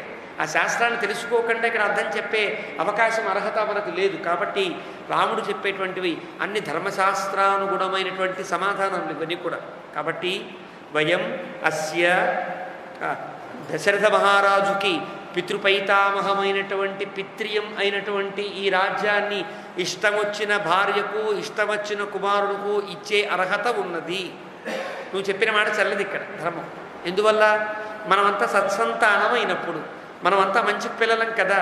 కాబట్టి తండ్రి గారు ఏం చేసినా మాట్లాడరాదు అని ముందు భరతునికి చిన్న కళ్ళె వేశాడు. భరతుడు ఇందాకనేమో చెక్ పెట్టేట్టుగా అన్ని వైపుల నుంచి చెక్ అని రాజుకు చెక్ పెట్టాడు రాముడికి. అన్ని ధర్మాలని పక్కకి నెడుతూ, ఒక్కొక్క ధర్మాన్ని పక్కకి నెడుతూ రాముడు సమాధానం చెప్తున్నాడు. ఉపపన్నేషు దారేషు విధీయతే. దశరథుడు నీకు రాజ్యాన్ని ఇవ్వడం అనేది ధర్మశాస్త్ర సమ్మతమే అని చెప్పాడు. చెప్పిన తర్వాత వయమస్య యథాలోకే సంఖ్యాతా సౌమ్య సాధుభిః భార్యాః పుత్రాశ్చ శిష్యాశ్చ త్వమనుజ్ఞాతుమర్హసి. ఆ తండ్రికి ధర్మానికి ధార్మికుడు కదా దశరథుడు, ధర్మం తప్పనివాడు కదా. ఆయన కుమారుడమైన మనకే ఇన్ని ధర్మశాస్త్రాలు తెలిస్తే నాన్నగారికి అని తెలుసుంటాయ్యా. కాబట్టి నాన్నగారు చేసిన పనిలో ఏమాత్రం తప్పు లేదని గుర్తించు భరత. వయమస్య యథాలోకే. మనం ఇంత ధర్మబద్ధంగా ఉన్నామంటే తండ్రి గారి రక్తము, తండ్రి గారి ఉపదేశము మన యందు ప్రభావితం అయినందువల్ల. కాబట్టి సాధుభిః, మహాత్ములంతా కూడా దశరథుణ్ణి ధర్మాత్ముడుగా గుర్తించారంటే ఆయన తప్పు చేస్తాడని అంగీకరించవచ్చునా? కాబట్టి దశరథుడు చేసిన తప్పని నీవన్నావే, అది తప్పు. వనేవా చీరవసనం సౌమ్య కృష్ణాజినాంబరం రాజ్యేవాపి మహారాజా మాం వాసయుతుమీశ్వరః. దశరథుడు ఒక ఆజ్ఞాపన చేశాడు. నేను నారబట్టలు కట్టుకుని తాపస ముని వేషాన్ని ధరించిన వాడినై నేను అడవిలో ఉండాలి, ఇది నీకు భాగం పంచా. 100 రూపాయలు ఉన్నాయనుకోండి, 50 రూపాయలు నీకు, 50 రూపాయలు వీడికి అని పంచినట్టుగా నాకేం పంచాడు తెలుసునా? అడవిలో ఉండే తాపస మునులందరినీ కూడా రక్షించవలసిన బాధ్యత, అక్కడే ఉండి జాగ్రత్తగా పరిపాలించవలసిన బాధ్యత నాకు మా తండ్రి గారు అప్పచెప్పారు. ఓ భాగం పంచారు, నీకు నాకు భాగం పంచారయ్యా. నా భాగం ఈ వనవాసం, నీ భాగం వాసయితు. యావత్ పితరి ధర్మజ్ఞే గౌరవం లోక సత్కృతం తావత్ ధర్మభృతాం శ్రేష్ఠ జనన్యామపి గౌరవం. నీకు పంచిన భాగమేది, రాజ్యం నీది, రాజ్యం నీకు, వనం నాకు తండ్రి గారు పంచితే కాదనడానికి నీవెవరవి? కాదంటే తండ్రి గారి మాటకు లెక్క చేయని వాళ్ళమై సత్సంతానం అనేటువంటి ఆ కీర్తిని పోగొట్టుకుంటాం. రాజుగారు ధర్మబద్ధంగా విభాగం చేసిన విభాగాన్ని వద్దనే అధికారం కానీ తప్పనే అధికారం కానీ మనకు లేదు. కాబట్టే యావత్ పితరి ధర్మజ్ఞే, తండ్రి గారి యొక్క ధార్మికత ఈ లోకంలో నిలబడాలంటే కనుక గౌరవం లోక సత్కృతం తావత్ ధర్మభృతాం శ్రేష్ఠ జనన్యామపి గౌరవం. నీ తల్లి గారికి కూడా గౌరవాన్ని సమకూర్చేటట్టుగా తల్లి ఏం కోరుకుంది? ఇంత ఉపద్రవాన్ని, ఇంత అవమానాన్ని, ఇన్ని తిట్లు తిని ఆవిడ కోరుకున్నదేంటి? నీకు రాజ్యం కొరకు. మరి తల్లిగారి యొక్క మాట తీర్చద్దును. తల్లి ఇంత కష్టపడి నీకు సంపాదించి పెట్టింది నాకు అక్కర్లేదు అంటే ఆ తల్లి ఎవరి కోసం బతకాలి? ఇక్కడ తల్లి యందు గౌరవాన్ని నువ్వు చూపించాలన్నా, తండ్రి ధర్మాత్ముడని లోకానికి ప్రకటించాలన్నా ఆ తండ్రి గారు చెప్పినట్టు వినవలసిన బాధ్యత నీపైన నాపైన ఉన్నది.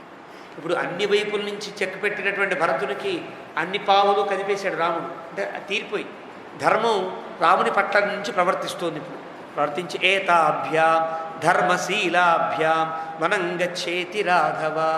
రాముడు చెప్పాడు ధర్మము శీలము రెండూ కూడా ధర్మం దశరథుని పట్ల, శీలం మన పట్ల. ధర్మం పట్ల శీలం పట్ల యోగ్యత కలిగినటువంటి దశరథుడు ధర్మశీలాలు రెండూ జాగ్రత్తగా బేరీజు వేసుకుంటూ మనకి ఈ విభాగం చేసినప్పుడు కాదనేటువంటి అవకాశం మనకు లేదు. కాబట్టి భరత ఏతాభ్యాం ధర్మశీలాభ్యాం, ధర్మాన్ని పట్టి చూచినా శీలాన్ని పట్టి చూచినా వనం గచ్చ ఇతి రాఘవ, అడవికి వెళ్ళు అని నాతో అన్నాడు. విద్యాధ్యాసీషు లోటులో మధ్యమ పురుష రెండవ రూపం గచ్చ, గచ్చతాత్, గచ్చతాం, గచ్చంతు. విధి అంటారు. విధి ప్రయోగంలో విధి అంటే గచ్చ అన్నాడంటే తప్పనిసరిగా పాటించి తీరవలసిన స్థితి కదా. ఆ ప్రయోగంలో గొప్పతనం. వనం గచ్చ ఇతి రాఘవ, నీవు వెళ్ళు అన్నాడయ్యా. మాతా పితృభ్యాం ఉక్తోహం, ఒక్క తండ్రిగా చెప్పుకున్నారా? నాకు అమ్మగారు చెప్పారు, తల్లి చెప్పింది, పినతల్లి చెప్పింది, నాన్న చెప్పారు. వీళ్ళిద్దరూ కలిసి ధర్మము శీలముల వలె కలిసి నాకు ఉపదేశాన్ని చేస్తే అది కాదంటే తప్పు కదా. ధర్మం దశరథుని పట్ల, శీలం కైకేయి పట్ల. శీలం అంటే తన కడుపున పుట్టిన కుమారుడికి రాజ్యాన్ని ఇవ్వాలనుకున్న శీలం ఆవిడిది. ధర్మము శీలము మూర్తీభవించినట్లుగా ఉండే తల్లి తండ్రి చెప్పిన తర్వాత నేను పాటించకపోతే తప్ప ఇది. కాబట్టి రాజ్యాన్ని నీవిచ్చినా తప్పే, నేను తీసుకున్నా మహత్పాపం కరిష్యసి, మహత్పాపమే అవుతుంది అని మళ్ళీ పై శ్లోకానికి అన్వయం మాట ఇక్కడ దాకా. కాబట్టి మాతా పితృభ్యాం ఉక్త అహం, ఇద్దరి చేత చెప్పబడ్డాను కాబట్టి కథమన్యత్ సమాచరే, ఇంకా వేరేగా దేన్ని పాటిస్తానయ్యా? పాటించే అవకాశమే లేదు. కానీ నువ్వెన్ని చెప్పినా నేను వెనక్కి తిరిగి రాను. ఇది రాముని మాట, దృఢమైనటువంటి మాట. కాబట్టే వాల్మీకి రాముణ్ణి చూపిస్తూనే భరతుడికి రాఘవ సత్యధృతి అన్నాడు. సత్యధృతి అంటే సత్యము మీద ఊనిక కలిగిన వాడే రాముడు అని ప్రారంభం. సర్గ ప్రారంభంలోనే వాల్మీకి చెప్పిన మాట చాలా విలువైన మాట. అలా అని త్వయా రాజ్యం అయోధ్యాయాం ప్రాప్తవ్యం లోకసత్కృతం వస్తవ్యం దండకారణ్యే మయావల్కలవాసస. ఇది ధర్మం, ఇది విధి, తండ్రి గారి ఆజ్ఞ, తల్లిదండ్రుల యొక్క ఆదేశం. ఏమని? నీవు రాజ్యమును పరిపాలించవలసి ఉంటుంది, నేను దండకారణ్యంలోనే ఉండవలసి ఉంటుంది అన్నాడు. ఇక్కడ అంటే అర్థం, ఇక్కడ దాకా రాముడు దండకారణ్యంకి రాలా, ఇక్కడి నుంచి దండకారణ్యంకి వెళ్ళాలని కూడా అనుకోలేదు. చిత్రకూటలో ఉండేటప్పుడు హాయిగా ఇక్కడే 14 ఏళ్ళు గడిపేద్దాం సీత అన్నాడు కదా. అన్నవాడు ఇప్పుడు వస్తవ్యం దండకారణ్యే అని ఎందుకన్నాడు? ఇక్కడ నేనుంటే మళ్ళీ ఇలాంటి బతిమిలాడాలు బుజ్జగింపులు ఇవన్నీ తప్పదనుకుని ఇక్కడ నుండి నేను దండకారణ్యానికి వెళ్ళిపోవాలని మనసులో నిశ్చయం ప్రారంభమైంది లెక్క. దండకారణ్యంలో ఉండాలని నియమం లేదు రాముడికి, అడవిలో ఉండాలని నియమం. కాబట్టి భరద్వాజ మహాముని చెప్పాడు. కాబట్టి చిత్రకూటంలోనే ఉండిపోతే అయోధ్యకి చాలా కూతవేటు దూరంలో ఉంది. అంటే సుమారు 70 కిలోమీటర్ల దూరంలో ఉన్నటువంటి, 70 కాదు 150 పైన ఉండే కిలోమీటర్ల దూరంలో, భరద్వాజాశ్రమం నుంచి 70 కిలోమీటర్లు ఉండేటువంటి దూరంలో ఉండే రాముడు వస్తవ్యం దండకారణ్యే, నేను దండకారణ్యంలో ఉండాలి, ఇక్కడ కాదు అనే సంకల్పం రాముడిలో మొదలైందంటే అర్థం తమాషాగా దీనికి అయోధ్యాకాండ ప్రారంభంలో కైకేయికి మాటలు మాట్లాడుతూ రాముడు దండకారణ్యానికి వెళ్ళాలి అని కోరుకుంటుంది. వనవాసం చెయ్యాలి అంటూనే మధ్యలో ఒకసారి దండకారణ్యం వెళ్ళాలి అంటుంది. అది గుర్తొచ్చి రాముడు ఓహో దండకారణ్యానికే వెళ్ళాలి, ఇక్కడ ఉండకూడదు అనిపించేటట్టుగా వాల్మీకి ఇక్కడ దండకారణ్య ప్రయోగాన్ని చేసి మయా వల్కలవాసస, నేను నారచీరలు ధరించి దండకారణ్యంలోనే ఉండవలసి ఉంటుంది. ఏవం కృత్వా మహారాజ విభాగం లోకసన్నిధౌ వ్యాధిశ్య చ మహాతేజా దివం దశరథో గతః. కాబట్టి మీకు నాకు ఇలా విభాగాన్ని మన తండ్రి గారు లోకసన్నిధౌ, విలువైన ప్రయోగం అంటే అర్థం నువ్వు ఇందాక అన్నావే, ప్రకృతి మండలం అంతా వచ్చింది, ద్వాదశ మండలం అంతా వచ్చింది, లౌకిక మంత్రులంతా వచ్చారు, వైదిక మంత్రులంతా వచ్చారు, చతురంగ బలం అంతా వచ్చింది, అమ్మగారు వచ్చారు, వశిష్ఠుడు వచ్చాడు, నేను వచ్చాను, మేమంతా కోరితే నువ్వు తప్పించుకోవడానికి వీల్లేదు అన్నావు కదా. ఇదే స్థితిలో దశరథుడు కూడా లోకసన్నిధౌ, ఇలాంటి ప్రకృతి మండలం స్థలంలోనే దశరథుడు ఈ ఆజ్ఞ తీసుకున్నాడంటే ఇక్కడ ఎంత విలువైనదో అక్కడ అంత విలువైందా కాదు? కాదు, అదే విలువైంది. కానీ దానికంటే ఇది ఉత్తరోత్తరం బలీయం కదా. దానికంటే ముందొచ్చిన ఆర్డర్ కంటే తర్వాత వచ్చిన ఆర్డర్ బలంగా ఉంటుంది. ముందొచ్చిన ఆర్డరు ఏదో ఒకటి వచ్చిందనుకోండి, నెలలో ఇన్ని మార్లే సెలవులు పెట్టాలి అని వచ్చిందనుకోండి, తర్వాత ఆర్డరు ఇన్ని కూడా పెట్టచ్చని వస్తే ముందు ఆర్డర్ ఏమవుతుంది, అది కొలాప్స్ అయిపోతుంది, దానికి విలువ ఉండదు. రెండవ ఆర్డర్కి విలువ ఉంటుంది కదా. మరి ప్రకృతి మండలంలో ఉంటే కనుక అక్కడ దశరథుడు చెప్పింది పాతది, ఇక్కడ నేను చెప్పేది కొత్తది కదా అని అంటావేమో భరత. ఇక్కడ భావన ఉండదు. వ్యాఖ్యాత చెప్తారు మనకి. చెప్పి వెంటనే రాముడు వ్యాధిశ్యత మహాతేజ, ఇలా ఆదేశించిన తండ్రి గారు దివం దశరథోగత. ఇలా చెప్పిన ఆయన వెళ్ళిపోయారు. చెప్పిన ఆయన ఉంటే కనుక నేను మళ్ళీ వచ్చాను. ఎవరైతే లోక సన్నిధిలో ఈ విభాగం చేశాడో దశరథుడు, ఆయన మరి అది ఇది చూస్తే ఇదే గొప్పది కదా అంటావేమో అని భరతుడు మాట్లాడకుండా భరతుడు నోటికి తాళం తీస్తున్నట్లుగా దివం దశరథోగత, చెప్పిన మాట ఇచ్చి విభాగం చేసిన దశరథుడు ఈ లోకంలో లేడు భరత, నీకు గుర్తున్నదా లేదా అని అడిగాడు. అంటే నీ యొక్క బలవంతము చెల్లదు, ఈ ధర్మం, ధర్మశాస్త్ర పద్ధతి ఇది అని. సచ ప్రమాణం ధర్మాత్మ. కాబట్టి ఇప్పుడు దశరథుడు లేడు కాబట్టి నేను చెప్తున్నా కదా అంటే చెల్లదు. కారణం, ఇలా విభాగం చేసిన వాడు ఆయన కాబట్టి ఆయనే ప్రమాణమై ఉంటుంది. అలా చేసినటువంటి వాడు ధర్మాన్ని తప్పి చేసిన వాడా కాదు, ధర్మాత్మ. అంటే ప్రతి పదంలో ఎంతంత భావన దాగి ఉంటుందో ఇది తెలియకపోతే రామాయణం మాట్లాడుతుంది. ఇలా తెలియని వాడికి రామాయణం విషవృక్షంలాగే కనిపిస్తుంది. రామాయణంలో ఉండే ధర్మములు ప్రతి పదములో, ప్రతి విశేషణములో, ప్రతి సంబోధనలో కూడా మనకి కనిపిస్తాయని. ఇంత వ్యాఖ్యానం 24,000 శ్లోకాలకి వ్యాఖ్యానం రాయాలంటే మళ్ళీ గోవిందస్వామి వ్యాఖ్యానం చాలదండి. ఇంత పుస్తకం ఇది సుమారు 1,00,000 శ్లోకాల వ్యాఖ్యానం వేస్తే తప్ప ఎవరు చూస్తారు. కాబట్టి రామాయణాన్ని ఎవరి దగ్గర వినాలి? గురువు దగ్గరే వినాలి. ఇది తెలిసిన మనకు వచ్చిన పాటి సంస్కృతం రామానుజు వారికి రాదా? వచ్చినటువంటి వారు మహాభాష్యం రాయగలిగిన మహానుభావుడైన శ్రీభాష్యకారుడైన బ్రహ్మసూత్రాలకే భాష్యం రాసిన రామానుజుల వారు 18 సార్లు తిరిగి 18 సార్లు రామాయణం వినవలసిన అవసరం ఏముంటుందో గుర్తించండి. శ్రీశైల పూర్ణులు 18 సార్లు రామాయణాన్ని చెబితే అప్పుడు పరిపూర్ణంగా రామాయణం అర్థమైంది రామానుజుల వారికి. అంటే ఎంత భావన దాగి ఉందో మనకు అర్థం. రామాయణాన్ని ఊరికే చెప్పుకునేది కాదు. మనలాంటి వాడికి యోగ్యతే లేదు. మనం పైన ఏదో నీటి మీద తాండవం చేస్తున్నట్టుగా చేస్తున్నాం అంతే. మనకి ధర్మాల యొక్క విషయంలో భక్త్యా యుక్త్యా చ బుద్ధ్యా చ జ్ఞేయో రామాయణార్ణవ. రామాయణం కావాలంటే భక్తి, యుక్తి, బుద్ధి 3 సమపాళల్లో కలిస్తే తప్ప, త్రివేణి సంగమంలా కలిస్తే తప్ప రామాయణం అర్థం కాదు అని పెద్దల యొక్క మాట. కాబట్టి ఇంత భావన పెట్టుకుని సచ ప్రమాణం ధర్మాత్మ, ఆ ధర్మాత్ముడైనటువంటి దశరథుడే ప్రమాణము తప్ప మనం ప్రమాణం కాదు, ఈ శాస్త్రములు ప్రమాణం కాదు. ఇచ్చిన మాట ఇచ్చినవాడు, నిర్ణయం చేసినవాడు ఈ లోకంలో లేనప్పుడు ఆయన మాటను పాటించి తినవలసిందే తప్ప ఆయన పోయాడు కాబట్టి పక్కన పెట్టేద్దాం అనేటువంటి అవకాశమే లేదు భరత అని చెప్పి రాజా లోక గురుస్తవ 2 రకాలుగా మనం వినాలి. మనకి తండ్రి కాదు, రాజు కూడా. రాజా లోక గురువు తథ. ఆయన ఎవరు? రాజైన వాడు, మనకి తండ్రి అయినవాడు, లోకానికి పూర్తిగా తండ్రి అయినవాడు. స పితా పితరస్తాసాం కేవలం జన్మహేతవ. రఘువంశంలో కాళిదాసు చెప్తాడు, కన్న తల్లిదండ్రులంతా కేవలం కన్నారంతే. వీళ్ళందరినీ తల్లిదండ్రిలా పోషించిన వాడు ఎవరు ఉంటారు? మహారాజు. కాబట్టి మహారాజే తండ్రి కదా. లోక గురువు, నీకు నాకు మాత్రమే తండ్రి కదా, ఈ లోకం మొత్తానికి తండ్రి వంటి వాడు. ప్లస్ రాజా, రాజా నామ శాసనం కర్త, శాసనకర్త ఇది రాజా, రంజయతి ఇది రాజా, శాస్తి ఇది రాజా. రాజా శబ్దానికి శాసనానికి సంబంధం లేకపోయినా నిఘంటువుల్లో శాస్తి ఇది రాజా, శాసించేవాడు కాబట్టి రాజు అని పేరు. రంజయతి ఇది రాజా ఒక నిర్వచనం, శాస్తి రాజా ఇది ఒక నిర్వచనం. రాజు ఇలా చూడాలి, ఆనందింపచేసేవాడు అని ఒక భావంలో చూడాలి, మనని శాసించేవాడు అనే భావంలో చూడాలి.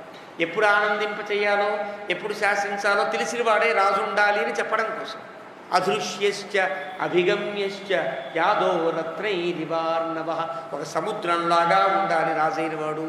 రత్నాలు దొరుకుతాయి కదా అని వెళ్ళేటట్టుగా ఉంటుంది. సముద్రంలో పెడితే అండి రత్నాలు దొరుకుతాయి అని ఎప్పుడెప్పుడు సముద్రంలో దూకి రత్నాలు తీసుకుందామా అన్నట్టుగా ఉంటుంది. సముద్రం పిలుస్తున్నట్లుగా ఉంటుంది. రత్నాకరం కదా దాని పేరు. కానీ సముద్రం దాకా వెళ్ళేటప్పటికీ యాదో జలజంతువులు ఉంటాయి, తిమింగలాలు ఉంటాయి, లోతుగా ఉంటుంది, ఏమవుతుందో తెలీదు అనే భయము కలగాలి. రాజు కూడా ఇలా ఉండాలి. రా నా దగ్గరికి రా, రాజుగారి దగ్గరికి వెళ్ళిపోదాం అనిపించేటట్టుగా ఉండాలి. వెళ్ళేవాడు మళ్ళీ అమ్మో రాజుగారి దగ్గరికి మనం వెళ్ళడమే అని ఆగేటట్టుగా ఉండాలి. ఈ రెండు పదం, ఈ రెండు యొక్క భావాన్ని కూడా రాజాపదం చెప్తుంది. కాబట్టి రాముడు ఇక్కడ రాజా లోక గురువు అనే పదం వేయడంలో ఉండే తాత్పర్యం అది. ఇక్కడ లోక గురుస్తవ, నీకు నాకు తండ్రి ఆయన, ప్రధానంగా లోక గురుస్తవ, నీకు తండ్రి ఆయన అంటాడు రాముడు. అలా ఎందుకన్నాడండి అంటే, తండ్రికి ఎవరు సంస్కారములను ఆచరిస్తారో వాడు కదా కొడుకు అవుతాడు. కాబట్టి తండ్రికి సంస్కారాన్ని ఆచరించిన వాడెవడు? భరతుడు. నీకు నాకంటే నీవే జ్యేష్ఠుడు అయ్యావు ఇప్పుడు భరత. నీకు అర్థమవుతుందా? నీవు తవ లోక గురువు, తవ గురువు, నీకు గురువు అయ్యాడు. అంటే నీవు నాకంటే పెద్దవాడి స్థానంలోకి వచ్చావు, తండ్రి గారికి ఆ సంస్కారము చేయడం. ఈ భావన అంతా రాముడిలో ఉండి, పిత్రాదత్తం యథాభాగం ఉపభోక్తుం త్వమర్హసి, అర్హసి నీవు తగును, నీవే తగును, కాబట్టి నీవే రాజ్యము చేయవలసి ఉంటుంది. ఇది ఎవరు చెప్పారు? పిత్రాదత్తం, తండ్రి మనకిచ్చాడయ్యా. తండ్రి లేడిప్పుడు, తండ్రి మనకి ఈ విభాగాన్ని ఇచ్చిన తర్వాత తండ్రి గారు ఎంత తప్పు చేశారు, రామరాజ్యం తీసుకునే అర్హత నీకు కానీ తీసుకునేటువంటి బాధ్యత నాకు కానీ లేనే లేవు. చతుర్దశ సమాసౌమ్య దండకారణ్యమాశ్రిత ఉపభోక్ష్యేతు అహం దత్తం భాగం పిత్రా మహాత్మన త్వంతాథాదిన పూర్వభాకు. అమరకోశంలో చెప్తాడు నిఘంటుకారు.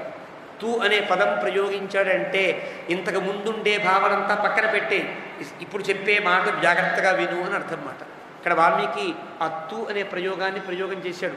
చతుర్దశ సమాసౌమ్య, 14 ఏళ్ల పాటు సౌమ్య అంటే నువ్వు ఉద్రేకపడుతున్నావేమో భర్త, సౌమ్యంగా. నేను చెప్పేది ధర్మం అంతే తప్ప ఉద్రేకపడవలసిన అవసరం లేదు. అంటే ఇంకా రాముడు రాడా, రాముడు తీసుకొచ్చేటువంటి ధర్మం నా దగ్గర ఏం లేదా అని కొంచెం తొట్టుపాటు పడుతున్నట్టుగా భరతుడు కనిపిస్తే రాముడు అనే మాట సౌమ్య, నువ్వు సౌమ్యంగా ఉండు, సౌమ్యంగానే కనిపించు, ఇంకోటి ఏమీ ఆలోచించకయ్యా. దండకారణ్యమాశ్రిత, నేను దండకారణ్యానికి వెళతా.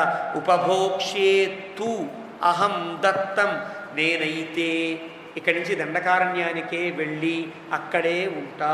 ఈ తూ ప్రయోగంలో ఉండే గొప్పతనం నిశ్చయము అని అర్థం. త్వంతు అంత, అథ అది, ఆది న పూర్వభాక్.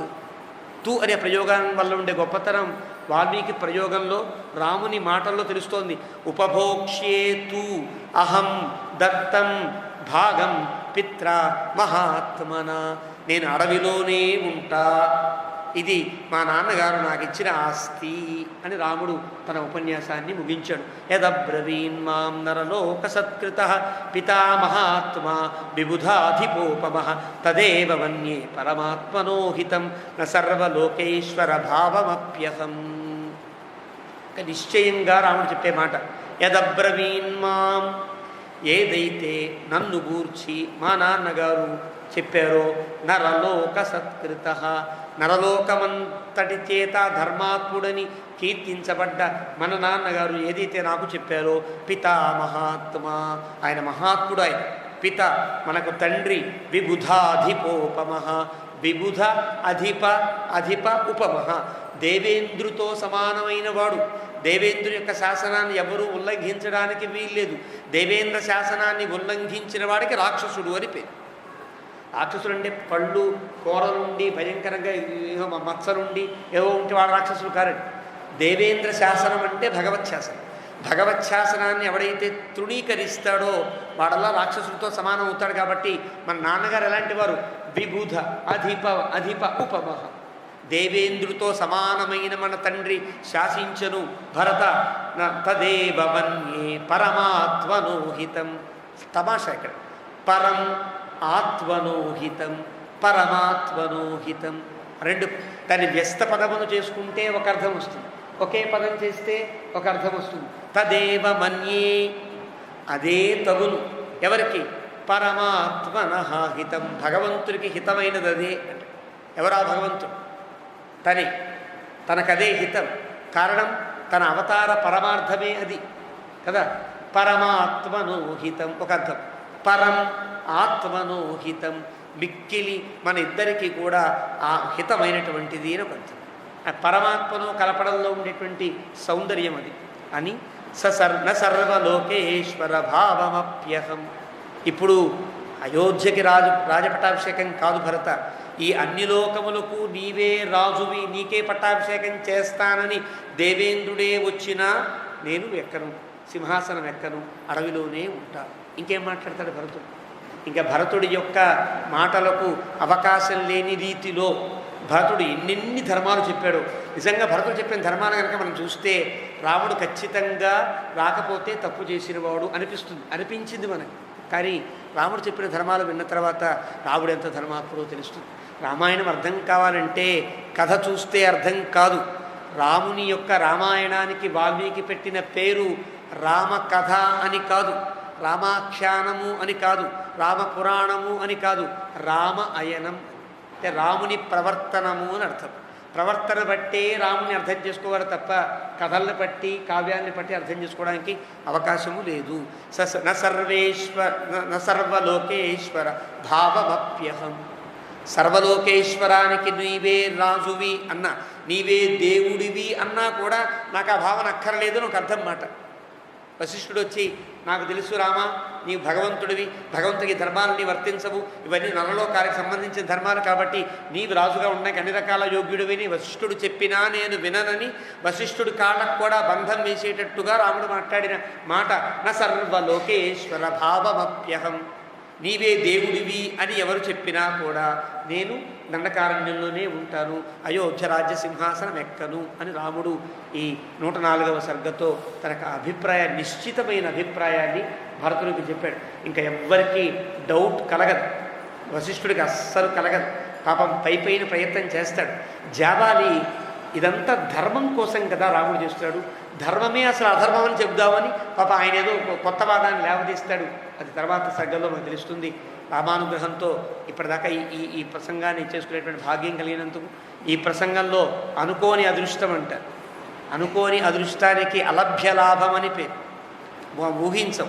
అలాంటి లాభంగా వచ్చిన మహానుభావులు నంబి వేణుగోపాలాచార్య స్వామి వారు వారిని శిరసా ప్రార్థన చేస్తూ వారు వచ్చినందుకు చాలా ఆనందిస్తూ వారి సమక్షంలో 104వ సర్గను ముగించినందుకు ఆనందాన్ని ప్రకటిస్తూ ఏవమే తత్పురావృత్తం ఆఖ్యానం భద్రమస్తు ప్రవ్యాహరత విశ్రబ్ధం బలం విష్ణో ప్రవర్ధతాం లాభస్తేషాం జయస్తేషాం తస్తేషాం పరాభవః ఏషాం దీవరస్యామో హృదయస్థో జనార్దనః కాలే వర్షతు పర్జన్యః పృథివీ సస్యశాలినీ దేశోయం క్షోభరహితః బ్రాహ్మణాः సంతు నిర్భయాः కావేరీ వర్ధతాం కాలే కాలే వర్షతు వాసవః శ్రీరంగనాథో జయతు శ్రీరంగశ్రీశ్చ వర్ధతాం స్వస్తి ప్రజాభ్యః పరిపాలయంతాం న్యాయేన మార్గేణ మహీం మహీషాః గోబ్రాహ్మణేభ్యः శుభమస్తు నిత్యం లోకాः సమస్తాः సుఖినో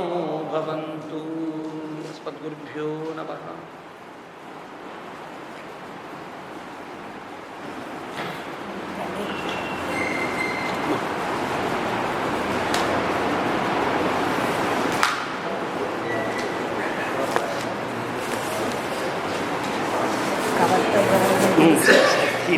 తీసేయండి. తీసేయండి.